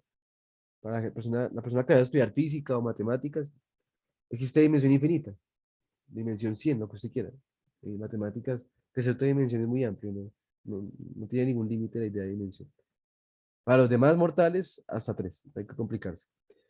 Entonces, bueno, acá definimos que un punto simplemente es como la intersección de dos líneas. Voy a pasar aquí un poco rápido porque quiero ahorrar el tiempo que me queda. Simplemente entender que es un punto, ¿no? Lo que yo antes decía, es una cosa que no tiene ningún tipo de medida, ni altura, ni anchura, nada. Eso es un punto. La línea se va a considerar como una unión de puntos. Entonces, una línea va a ser la unión de muchos punticos. Voy a pasar rápido esta parte, no quiero quedarme acá mucho. Superficie va a ser la unión de muchas líneas. Eso va a ser. O sea, fíjense que se va construyendo todo en base a puntos. O sea, un punto es el concepto más clave de todos. El que no tiene dimensión. Pero uniendo infinitos puntos uno construye líneas. Si usted lo piensa, una línea tiene muchísimos puntos metidos dentro de ellas, infinitos puntos. Luego uno con la superficie va a ser la unión de muchas líneas. Pueden ser rectas o curvas también. Por ejemplo, esto de acá que parece como una cobija de cama, ustedes pueden pensar como que eso está construido por muchas líneas, ¿no? Digamos, si construyo por aquí una línea que vaya algo así, pues tengo una línea por acá, otra línea por acá, otra por acá. Si uno construye muchas líneas y las une todas, queda concepto de superficie. ¿Listo? Importante, una cosa que hay que aclarar acá es que superficie es distinto a decir área. Superficie es el objeto. O sea, eso es una superficie. Y área es una medida del objeto. Acá nos dice, es importante resaltar que superficie y área no son sinónimos. Entonces, pilas ahí. No confundir superficie con área. De pronto a veces uno se confunde en palabras, pero que cada uno sepa realmente qué es cada cosa. Superficie es el objeto. Área es la medida del objeto. O una medida que uno puede sacar del objeto. Aquí en las diapositivas dan otras formas como definir, pero lo mismo que estoy diciendo. Y cuerpo, pues va a ser la unión de muchas superficies. Eso va a ser un cuerpo. O sea, piensen en esto como una especie de cebolla, una cebollita cabezona, que yo para dibujar soy un poco malo, pero si piensan en una cebolla tiene muchas capas, ¿no? Muchas capas que son superficies. Entonces, una cebolla es un cuerpo, pero que está conformado por muchas superficies, que es como cada capa de cebolla. Bueno, no sé si alguno de ustedes ha cortado cebolla o ha visto una cebolla cabezona, pero para los que sí, que me entiendan de que una cebolla es un cuerpo porque es la unión de muchas superficies. Es un cuerpo que va a ser la unión de superficies. ¿Listos? Se puede dividir de varias formas. Aquí también dicen otras ideas. Acá dicen que, por ejemplo, es la cantidad, es el espacio limitado, perdón, por superficies llamadas caras. O sea, también se puede definir como que un cuerpo es aquello que es limitado por caras o superficies. Por ejemplo, un cubo. Un cubo, yo tengo aquí una cara y luego yo lo que yo hago es juntar más caras para construir un cubito. Pues queda una especie de cubito, ¿no? Un cubo. Es una región que está delimitada por caras. Esta cara, esta cara, esta cara, la cara que está por acá atrás, la que está por acá atrás y la que está por acá abajo. Entonces eso va a ser un cuerpo. Eso solamente quiero que se lleven como la definición que yo les estoy diciendo. De punto, línea, superficie y cuerpo. Y también que se lleven la idea de qué se puede medir en cada figura. Esto solo lo piden porque la siguiente clase cuando hable de las fórmulas de área, volumen y demás, quiero que se acuerden de eso que estoy diciendo ahorita, que es importante para las fórmulas que voy a hablar después. Bueno, si hay preguntas, por favor, me van diciendo, ¿listo? Vamos a empezar a ver la idea de ángulo, una idea bastante también intuitiva. Estoy seguro que todos se acordarán más o menos que es un ángulo. Entonces, un ángulo se puede dividir también de varias formas. Estas diapositivas dan una forma de definirlo, hay muchas. El ángulo es la magnitud de rotación de una semirrecta que gira sobre otra que permanece fija. Entonces, simplemente que piensen como que un ángulo es una rotación, que tenemos una recta que está estacionaria, está quieta, está acá, está quieta. Yo pongo otra semirrecta, la semirrecta simplemente es un pedazo de recta que rota respecto a ella, la que está quieta. Entonces, esa rotación se mide y eso va a dar la idea de ángulo. El ángulo va a ser qué tanto rota esa recta respecto a la otra. ¿Listo? Es una forma de definirlo, hay varias formas, pero esa es una forma de decirlo. Recordemos, por ejemplo, cosas básicas que ustedes pueden medir esto en grados o en radianes también. Cuando lleguemos a trigonometría, vamos a hablar de radianes, ahorita todavía no quiero meterme con eso. Pero recuerden que grados es simplemente recordar que el ángulo de 90 grados, que ahorita voy a hablar de ese, es un ángulo que tiene forma como de L, ¿no? Ese es el ángulo de 90 grados. Y uno en bases de 90 grados, pues parte de los demás ángulos. El de 80 grados, pues es más chiquito que 90, está más cerrado. El de 100, pues está más abierto. El de 180 es el doble del ángulo recto, por ejemplo. Hay que recordar todo eso. Que ahorita justo vamos a hablar también de eso. Entonces, un ángulo agudo, recordemos, es un ángulo que es menor de 90 grados. Es cualquier ángulo que es más chiquito que 90 grados. El ángulo recto es el ángulo que mide exactamente 90 grados. Solamente él se llama así.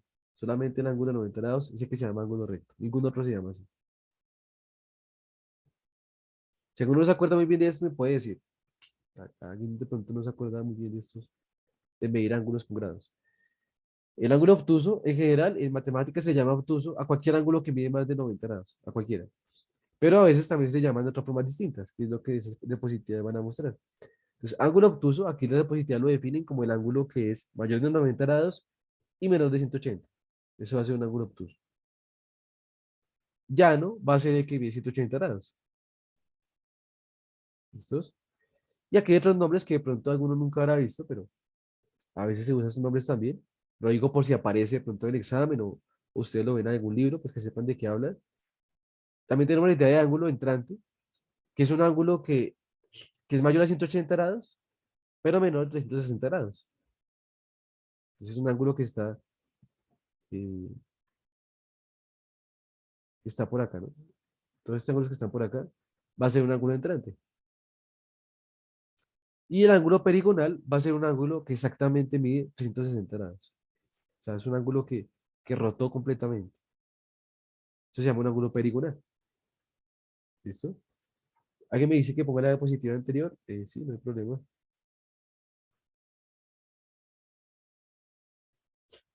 Esto de acá.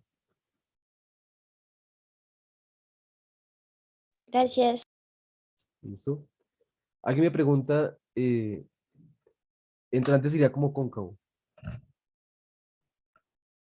Eh, no sé a qué te refieres con cóncavo. Cóncavo, ya vamos a ver ahorita la idea de cóncavo que es. No sé si estés mezclando conceptos de cóncavo o a qué te refieres con cóncavo. O tú qué entiendes por cóncavo, porque tal vez es lo mismo que ahorita voy a decir que es cóncavo.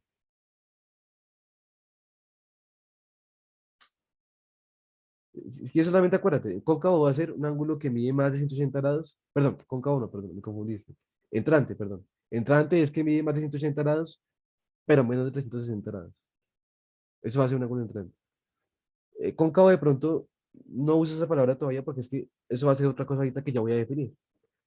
Entonces mejor no mezclemos los términos todavía. Pero de pronto, si tú te acuerdas así, está bien, no pasa nada. Pero para los demás, no pongan cuidado, cóncavo no. Yo todavía no he mencionado cóncavo. Bueno, aquí hay otros nombres importantes acerca de ángulos. Tenemos la idea de ángulos complementarios y ángulos suplementarios. Eso es importante para hacer problemas de geometría, que después vamos a empezar a hacer practicando para el examen. Entonces, dos ideas clave. Ángulo complementario o adyacente complementario son dos ángulos que al sumarlos dan 90 grados. Bueno, para un momentico que alguien me pregunta acá. Ayer en la clase de análisis de imagen vimos ángulos y recibían nombres como cóncavos, convexos o completos. Bueno, ahí la verdad sí, no sé. Porque es que esos son nombres simplemente que se les dan. O sea, como yo ahorita les decía, en general en matemáticas, obtuso es cualquier ángulo mayor de 90 grados. Cualquiera mayor de 90 grados. Entonces, todo esto de entrante y perigonal, yo nunca lo uso, pero se los muestro por si acaso lo ven en algún simulacro, si lo ven en algún libro, pues que sepan de qué se refiere. Si en su clase de áreas de imágenes dieron otros nombres, pues también hay que sabérselos. Cambia el nombre, depende del libro, depende del contexto. ¿Listo? Entonces, o sea, solamente son nombres que se les dan. Y a veces en matemáticas hay cosas que se les llaman de varias formas. Entonces, no pasa nada si se aprendieron los nombres distintos. Bueno, sigo, estaba diciendo que complementarios son ángulos que al sumarlos dan 90 grados. Entonces, es importante saberlo para cuando ustedes tienen problemas de geometría. Ustedes sí saben, por ejemplo, que este ángulo acá mide 40 grados, pues este ángulo, ¿cuánto de acá cuánto tiene que medir? Si este mide 90 grados, pues tiene que medir lo que le faltó para dar 90, que sería 50 grados, ¿no? 50 más 40, 90. Entonces, complementario, ¿qué es? Que al sumarlos tiene que dar 90 grados. Entonces hay que recordar que complementario se refiere a eso. ¿Listo? Eso sí puede salir en el examen. Ángulos complementarios. Entonces hay que aprender que complementario quiere decir esto, que tienen que dar 90 grados o suma. Y suplementario es muy similar, pero la suma tiene que dar 180 grados. Entonces, por ejemplo, si este ángulo de acá mide 120 grados, por ejemplo, el ángulo alfa, ¿es cuánto tiene que medir el ángulo beta? Pues lo que le faltó para que la suma da 180, o sea, 60 grados, ¿no? Entonces, cuando pasa esto, se dice que son ángulos suplementarios, que la suma va a dar 180 grados. ¿Listos? Entonces, no olvidar, por favor, esos nombres, complementario y suplementario, que después seguramente lo vamos a usar y hay que recordarlos. Aquí vienen otras ideas importantes, que es la idea de ángulo opuesto por el vértice. Eso se usa muchísimo en problemas de geometría. Entonces, dos ángulos se llaman opuestos por el vértice, simplemente, también se puede entender visualmente, si un ángulo que no está hablando es opuesto bajo un vértice respecto a otro. Tengo aquí un vértice simplemente va a ser una intersección de dos líneas, eso va a ser un vértice. Este ángulo de acá va a ser opuesto a este por el vértice. Aquí lo definen de forma un poco más rigurosa, pero visualmente igual se entiende, es bastante claro que opuesto por el vértice es este, que es opuesto por este vértice de acá. Y se va a cumplir que siempre ángulos opuestos por el vértice van a ser congruentes. Eso es lo importante que quiero que se lleven de acá. Que ángulos opuestos por el vértice, este ángulo de acá, con este ángulo de acá, por ser opuestos por el vértice, tienen que ser congruentes, siempre. Alguien me dice que no entendió. ¿Qué no entendiste? Acuérdate que cuando alguien no entiende, tiene que preguntarme qué no entendió exactamente, porque no sé a qué se refiere cuando me dice que no entiende. No entendiste lo opuesto. Bueno, entonces, repito otra vez la idea del opuesto. Esto de pronto de acá es como muy riguroso para ponerle cuidado. Eso si quieres no le pongas cuidado. Esto no lo mires. Es que acá en la diapositiva está todo explicado muy técnico, pero llévate la idea simple, la idea visual. Opuesto es un ángulo cuyo vértice es el vértice de otro ángulo que tiene las mismas rectas que lo construyeron. O sea, mira, tengo aquí esta recta de acá, tengo esta recta de acá. Entonces, este vértice que queda por acá es un vértice que comparten dos ángulos. Lo comparte este ángulo de acá y este ángulo de acá. Cuando pasa eso, se dice que son opuestos por el vértice. Cuando comparten ambas rectas y un vértice. De forma opuesta. Opuesta es que está uno al lado del otro. Este está opuesto a este. Cuando pasa que son opuestos, se cumple siempre que son congruentes. Y esa es la idea que quiero que hay que aprenderse, que quiero que se lleven ustedes. Que ángulos opuestos por el vértice siempre son congruentes. Por ejemplo, también estos dos de acá, este de acá, también es congruente con este de acá. ¿Por qué? Porque son opuestos por el vértice. O sea, mira, esta recta construye también, esta recta de acá construye también el ángulo este de acá. Y además comparten un vértice. Alguien me pregunta qué quiere decir que sean congruentes. Entonces ya iba para allá. Es congruente. O sea, acabo de decir que tiene que ser congruente, ¿no? Pero la pregunta que es importante es entonces, ¿qué es congruente? Entonces en geometría, ahorita voy a hablar un poco más de eso de congruencia, pero de una vez lo adelanto. Congruencia en geometría quiere decir que miden igual. Entonces, acuérdense, esas palabritas son importantes que se aprendan de memoria. El significado congruente es que miden igual. Entonces, pilas, nunca digan, por ejemplo, que este ángulo es igual a este. No, ahí está mal dicho. No son iguales. No son iguales porque, por ejemplo, este ángulo de acá es el ángulo, o sea, este que está acá arriba, este de acá, es el ángulo, que se escribe así, ángulo, que tiene como nombre A o C. Eso quiere decir que es el ángulo que nace de A, pasa por el vértice O y termina en C. Este ángulo, por ejemplo, abre hacia arriba. ¿Sí? Este ángulo de acá, el ángulo DOP, que es el ángulo que está acá, abre hacia abajo. Se llaman también distintos, entonces no son iguales. Este ángulo, este ángulo de acá y este ángulo de acá son distintos, no son iguales, pero sí miden igual. Qué distinto decir eso. Entonces, congruente quiere decir que miden igual. Entonces, no digan que este ángulo es igual a este, no está mal dicho. En geometría eso no tiene sentido. Repito, estos dos ángulos no son iguales, porque para comenzar se llaman distintos. Entonces, no son iguales. Y además apuntan hacia lados distintos. Este apunta hacia arriba, este apunta hacia abajo. Ya eso hace que no sean iguales, pero sí son congruentes. Repito, congruente quiere decir que miden igual. O sea, miden la misma cantidad de grados o de radianes, lo que ustedes estén midiendo. Y esto de una vez les muestro, pues es una forma de escribir un ángulo. Entonces, eso quiere decir el ángulo que tiene un lado en A, vértice O, y otro lado en C. Quiere decir esta notación, esta forma de escribir. Aquí también después define la idea de ángulo consecutivo. Esta idea, una idea muy básica, esto no tiene mucho misterio o mucha importancia tampoco. Consecutivo simplemente quiere decir que un ángulo va después de otro. O sea, por ejemplo, si yo tengo este ángulo acá, un ángulo consecutivo de este sería este de acá. Consecutivo simplemente quiere decir que está después del otro. Esto no tiene mucha importancia. ¿Sí? Lo definimos acá, pero no es importante de usar esto, en general se usa. Pero pues recordemos que consecutivo es eso, que el ángulo va después del otro. Entonces, si hay preguntas, me pueden decir. Si alguno sigue perdido con lo que explica ahorita, dígame otra vez, intento repetirle la idea, no pasa nada. Y bueno, aquí hay otra idea. Es importante también aclarar sobre congruencia de ángulos. Eso está un poco aquí lleno de información, pero lo importante va a ser esto que vamos a ver acá. Entonces, aquí tenemos, de hecho, voy a hacer una cosita acá rápida, que es recortar esto en el tablero. Es que no me gusta cómo está ahí planteado, tan lleno de información. Acá. Creo que hemos un momento esto de acá para hablar sobre más tipos de ángulos. Voy a recortar solamente. mm, Voy a recortar todo esto de una vez, aunque no me gusta porque está muy condensado, pero es para aprender algunos nombres de algunos tipos de ángulos. Entonces, fíjense la siguiente idea. Por ejemplo, uno dice que los ángulos son correspondientes, y aquí se entiende todo en la figura. Correspondientes van a ser, por ejemplo, el ángulo A y el E. Eso quiere decir, correspondientes son el ángulo A y el E.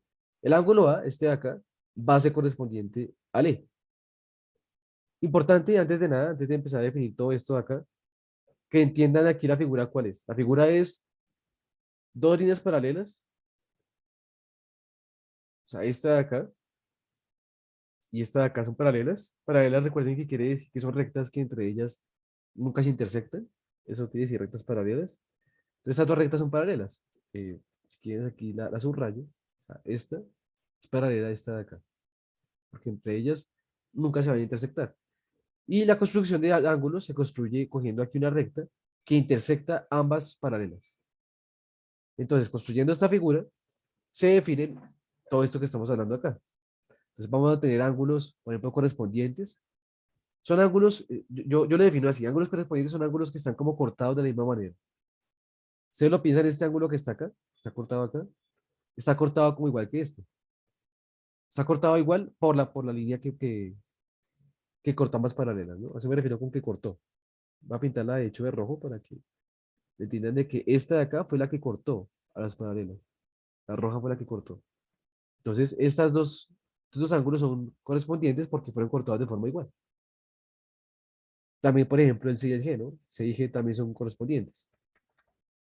Ese es correspondiente con este. O D con H, por ejemplo. O F con B. La primera cosa que hay que hablar acá es que ángulos correspondientes también siempre son congruentes. O sea, el ángulo A es congruente con el ángulo E. ¿Sí? Y por ejemplo, yo también podría llegar, o sea, a que el ángulo A, también además es congruente. Este es el símbolo de congruencia. Es un palito derecho con un símbolo acá como torcido. Eso quiere decir congruencia. O sea, el ángulo A es congruente también con el ángulo H. ¿Yo cómo sé eso? Pues porque fíjense que este ángulo A es congruente con E, ¿cierto? Porque son correspondientes. Pero el ángulo E es opuesto por el vértice H. Entonces uno puede hacer una propiedad como transitiva, o sea, como que la congruencia se transmite, digamos. Como es congruente con este, entonces también va a ser congruente con este.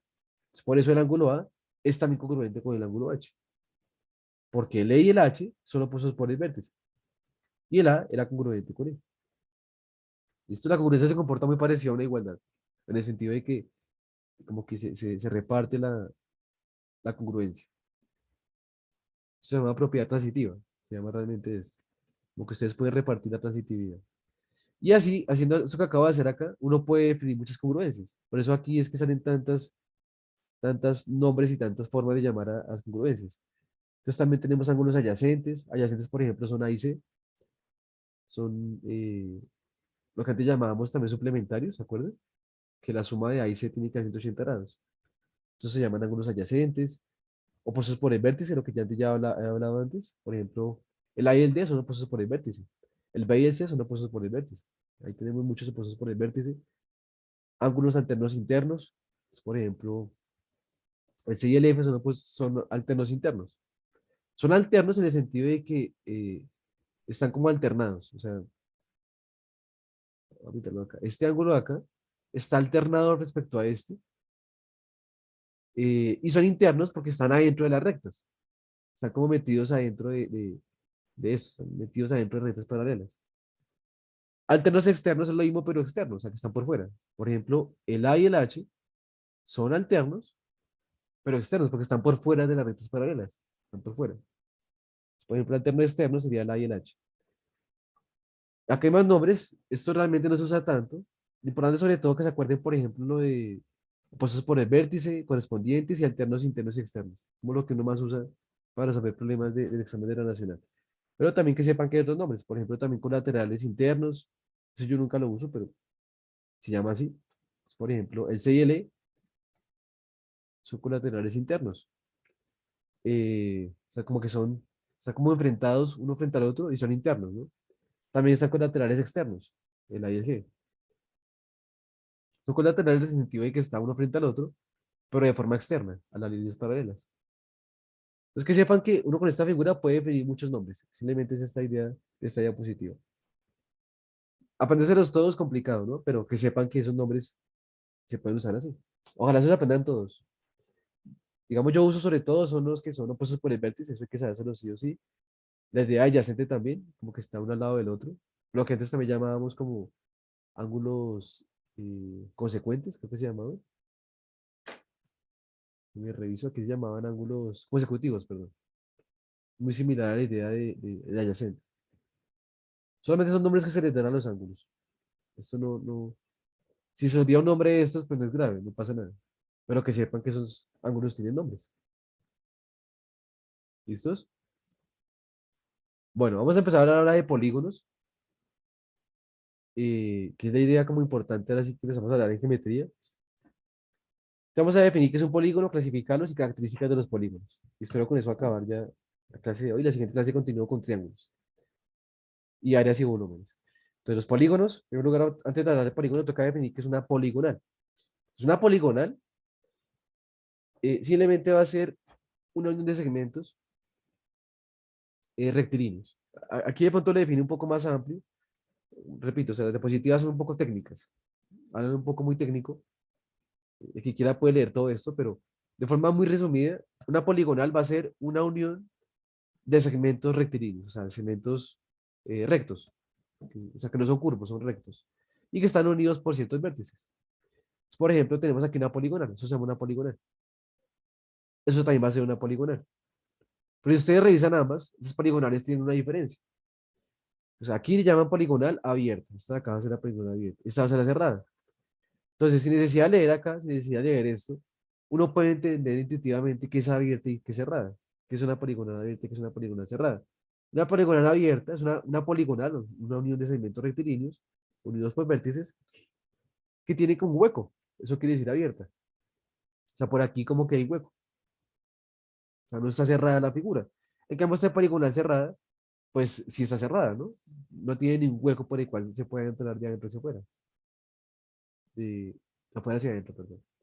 O también de adentro hacia afuera, ¿no? Como que uno no puede salir de la figura. Entonces, una poligonal va a ser una figura compuesta por segmentos rectilíneos de cualquier tipo, no tiene por qué todos ser de igual longitud. Aquí todos son de igual longitud, pero, por ejemplo, una figura así, esto es una poligonal abierta. Y esto acaba de ser una poligonal cerrada. Entonces, esa es la idea de poligonal. Entonces, ¿qué va a ser un polígono? Un polígono simplemente va a ser cualquier tipo de poligonal cerrada. Eso es un polígono. Repito, un polígono va a ser una poligonal cerrada. Esa es la definición de un polígono. Una unión de segmentos rectilíneos que es cerrada. O sea, que no tiene huecos. Eso es un polígono. Y vamos a empezar a ver aquí algunos tipos de polígonos.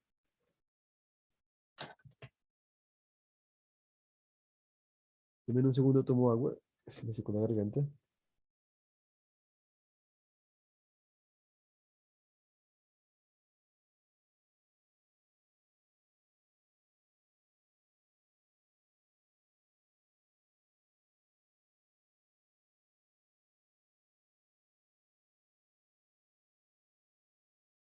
Listo, ya. Bueno, qué pena. Entonces, vamos a ver algunos tipos de polígonos. Entonces, por ejemplo, tenemos la idea de polígono circunscrito.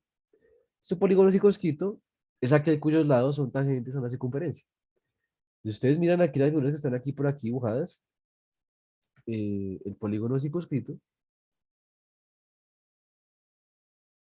va a ser este de acá. Porque recuerden, dice, es aquel cuyos lados son tangentes a una circunferencia. Entonces, ¿qué es tangente? Hay que recordar que es tangente. Tangente se refiere a una línea, a un segmento de línea, que solo tocan un punto a otra figura. Eso quiere decir que hago esa tangente. Entonces, si se dan cuenta, por ejemplo, este lado que está acá, este ladito, cortan un punto a la circunferencia. Entonces, esta línea se dice que es tangente al círculo. Eso va a ser tangente. O, por ejemplo, este lado que está acá, es también tangente al círculo, porque toca el círculo por acá en un punto. Por acá más o menos. Esta de acá también es tangente. ¿Por qué? Porque toca por aquí el círculo en un punto. Y esta de acá también es tangente, porque toca por aquí en un punto al círculo. Recta tangente que es una recta que toca otra figura en solo un punto. O sea, uno siempre se refiere a tangente a cierta figura. Tangente a un círculo, tangente a una curva, o tangente a otra figura en general. Entonces, una figura, un polígono circunscrito va a ser un polígono como que tiene metida dentro de una circunferencia. Simplemente esa es la idea de circunscrito. Escrito es muy similar, pero escrito quiere decir es como lo contrario, como que el polígono está metido adentro de una circunferencia, que es distinto, ¿no? Aquí es que la circunferencia está metida dentro del polígono, y aquí es al revés. Esto sería un polígono eh, escrito. Esto es escrito, esto es circunscrito.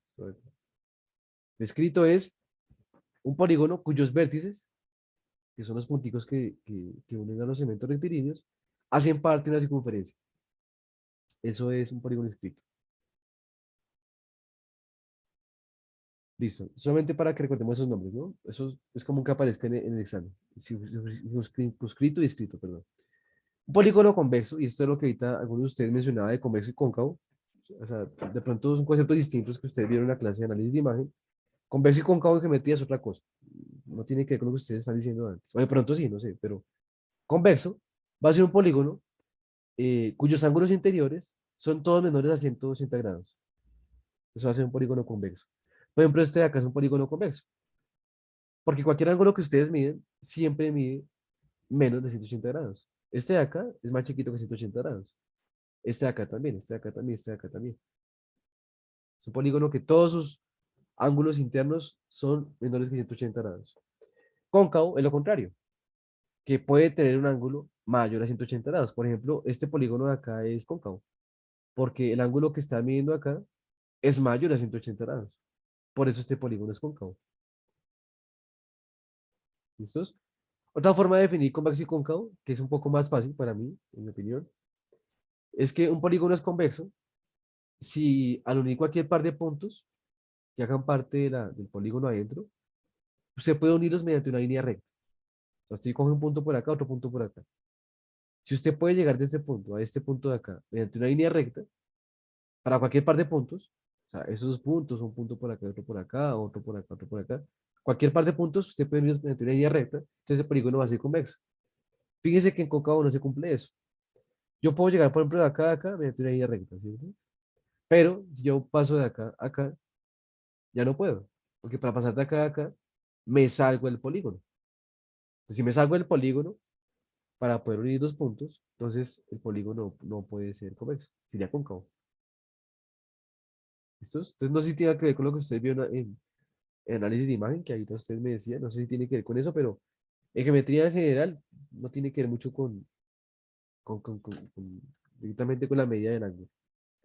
O pues sí, pero a la vez no se refiere directamente a eso, se refiere es como a la forma de la figura. Bueno, acá define lo que ya estaba hablando de que uno puede como unir los puntos adentro de la figura, lo mismo que yo decía ahorita. Bueno, aquí tenemos la clasificación de polígonos de acuerdo a sus lados. Es importante como resaltar. Entonces tenemos, no sé si vea también, esta diapositiva tiene un poco, las letras un poco chiquitas, pero creo que alcancen a leer.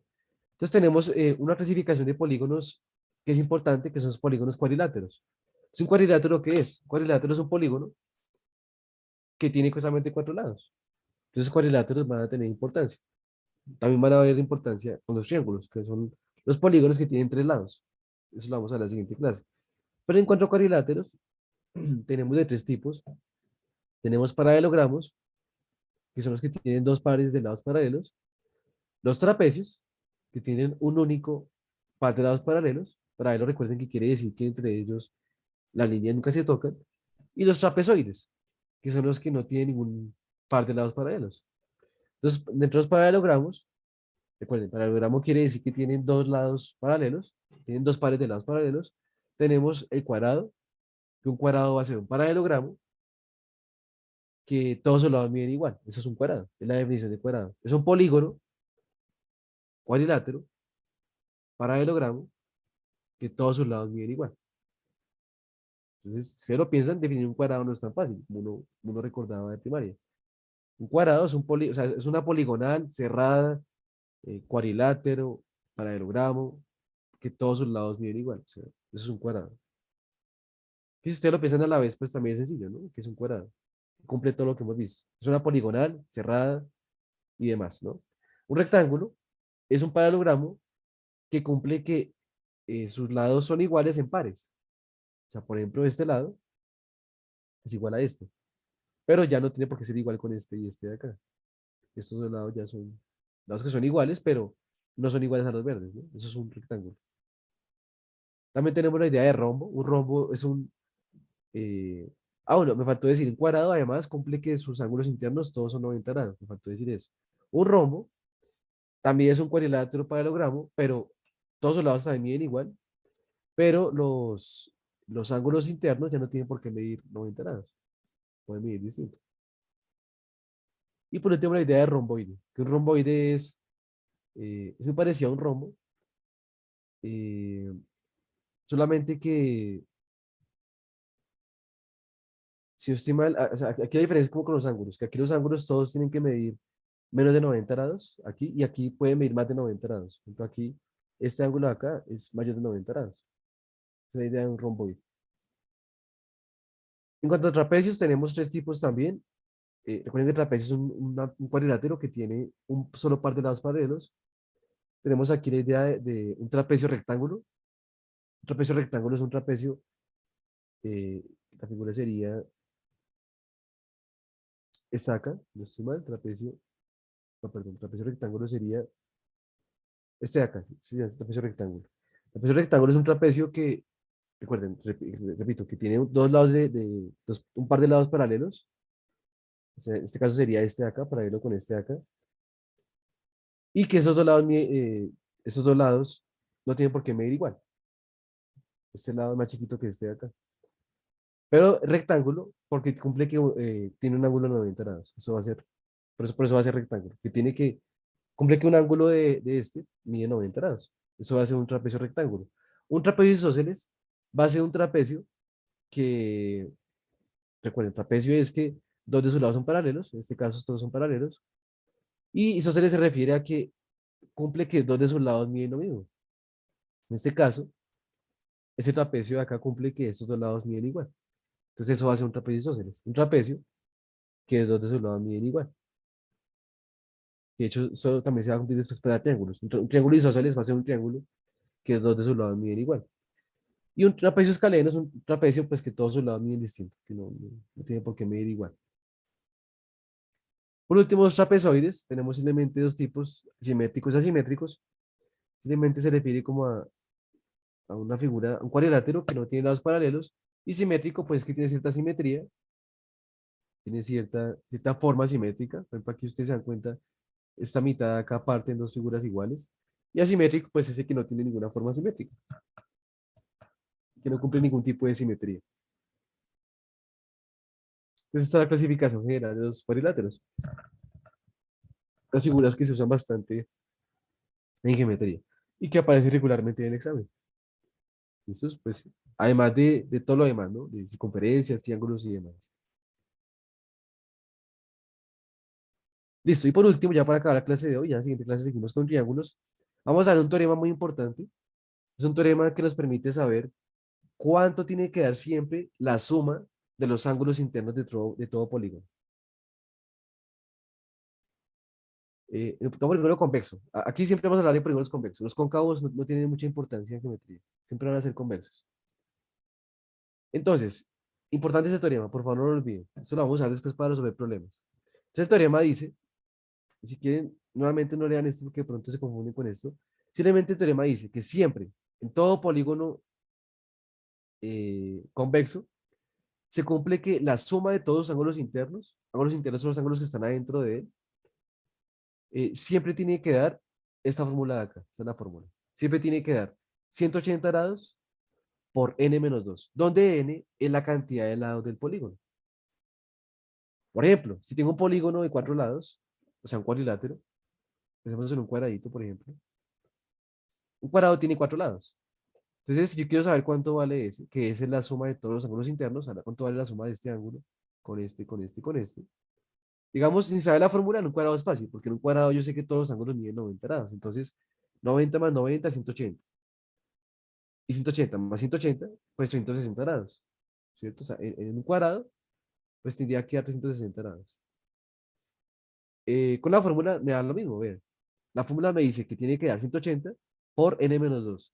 Como un cuadrado tiene 4 lados, entonces la fórmula me va a quedar como 180 por 4 menos 2, porque 4 es la cantidad de lados del cuadrilátero, del cuadrado. Entonces me va a quedar 180 grados multiplicado por 2, que es 360 grados. Entonces, en cuadrado, pues no tiene mucho misterio porque un cuadrado es fácil de trabajar. Pero esta fórmula nos va a servir después para poder definir cuánto tiene que dar la suma, por ejemplo, en un pentágono. Un pentágono va a ser un polígono regular de 5 lados. Regular es que todos los lados miden igual. Eso va a ser un polígono regular. Entonces, esto nos permite encontrar cuánto vale la suma de los ángulos internos de cualquier polígono, el que ustedes quieran. Incluso un triángulo.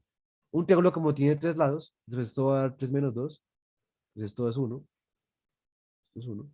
Y por eso es que la suma de los ángulos internos de todo triángulo siempre da 180 grados, por esta fórmula de acá, porque va a ser 180 por 1. Entonces, la suma de los ángulos internos de todo triángulo siempre va a dar 180. ¿Por qué? Por la fórmula.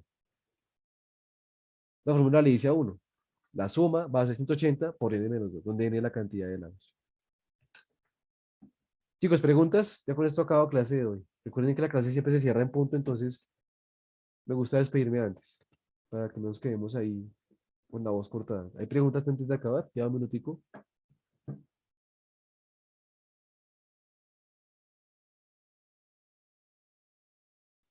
Recuerden que yo aquí estoy corriendo bastante por el tiempo, pero ustedes tienen que siempre llegar a clase intentando llegar un poco más adelantados, ¿no? Pues chicos, que tengan buena noche. No olviden el correo, me pueden estar preguntando por ahí también. La siguiente clase continuamos. ¿Listo, chicos? Que tengan buena noche. Muchas gracias, profe. Hasta Chao, luego. profe. Bendiciones. Gracias, Gracias. profe. A la pregunta de Paula, sí, eso es tangente. Nos toca solamente en un punto, a una curva o cualquier figura. No tiene por qué ser una curva. En general son curvas, pero sí, esa es la idea de tangente.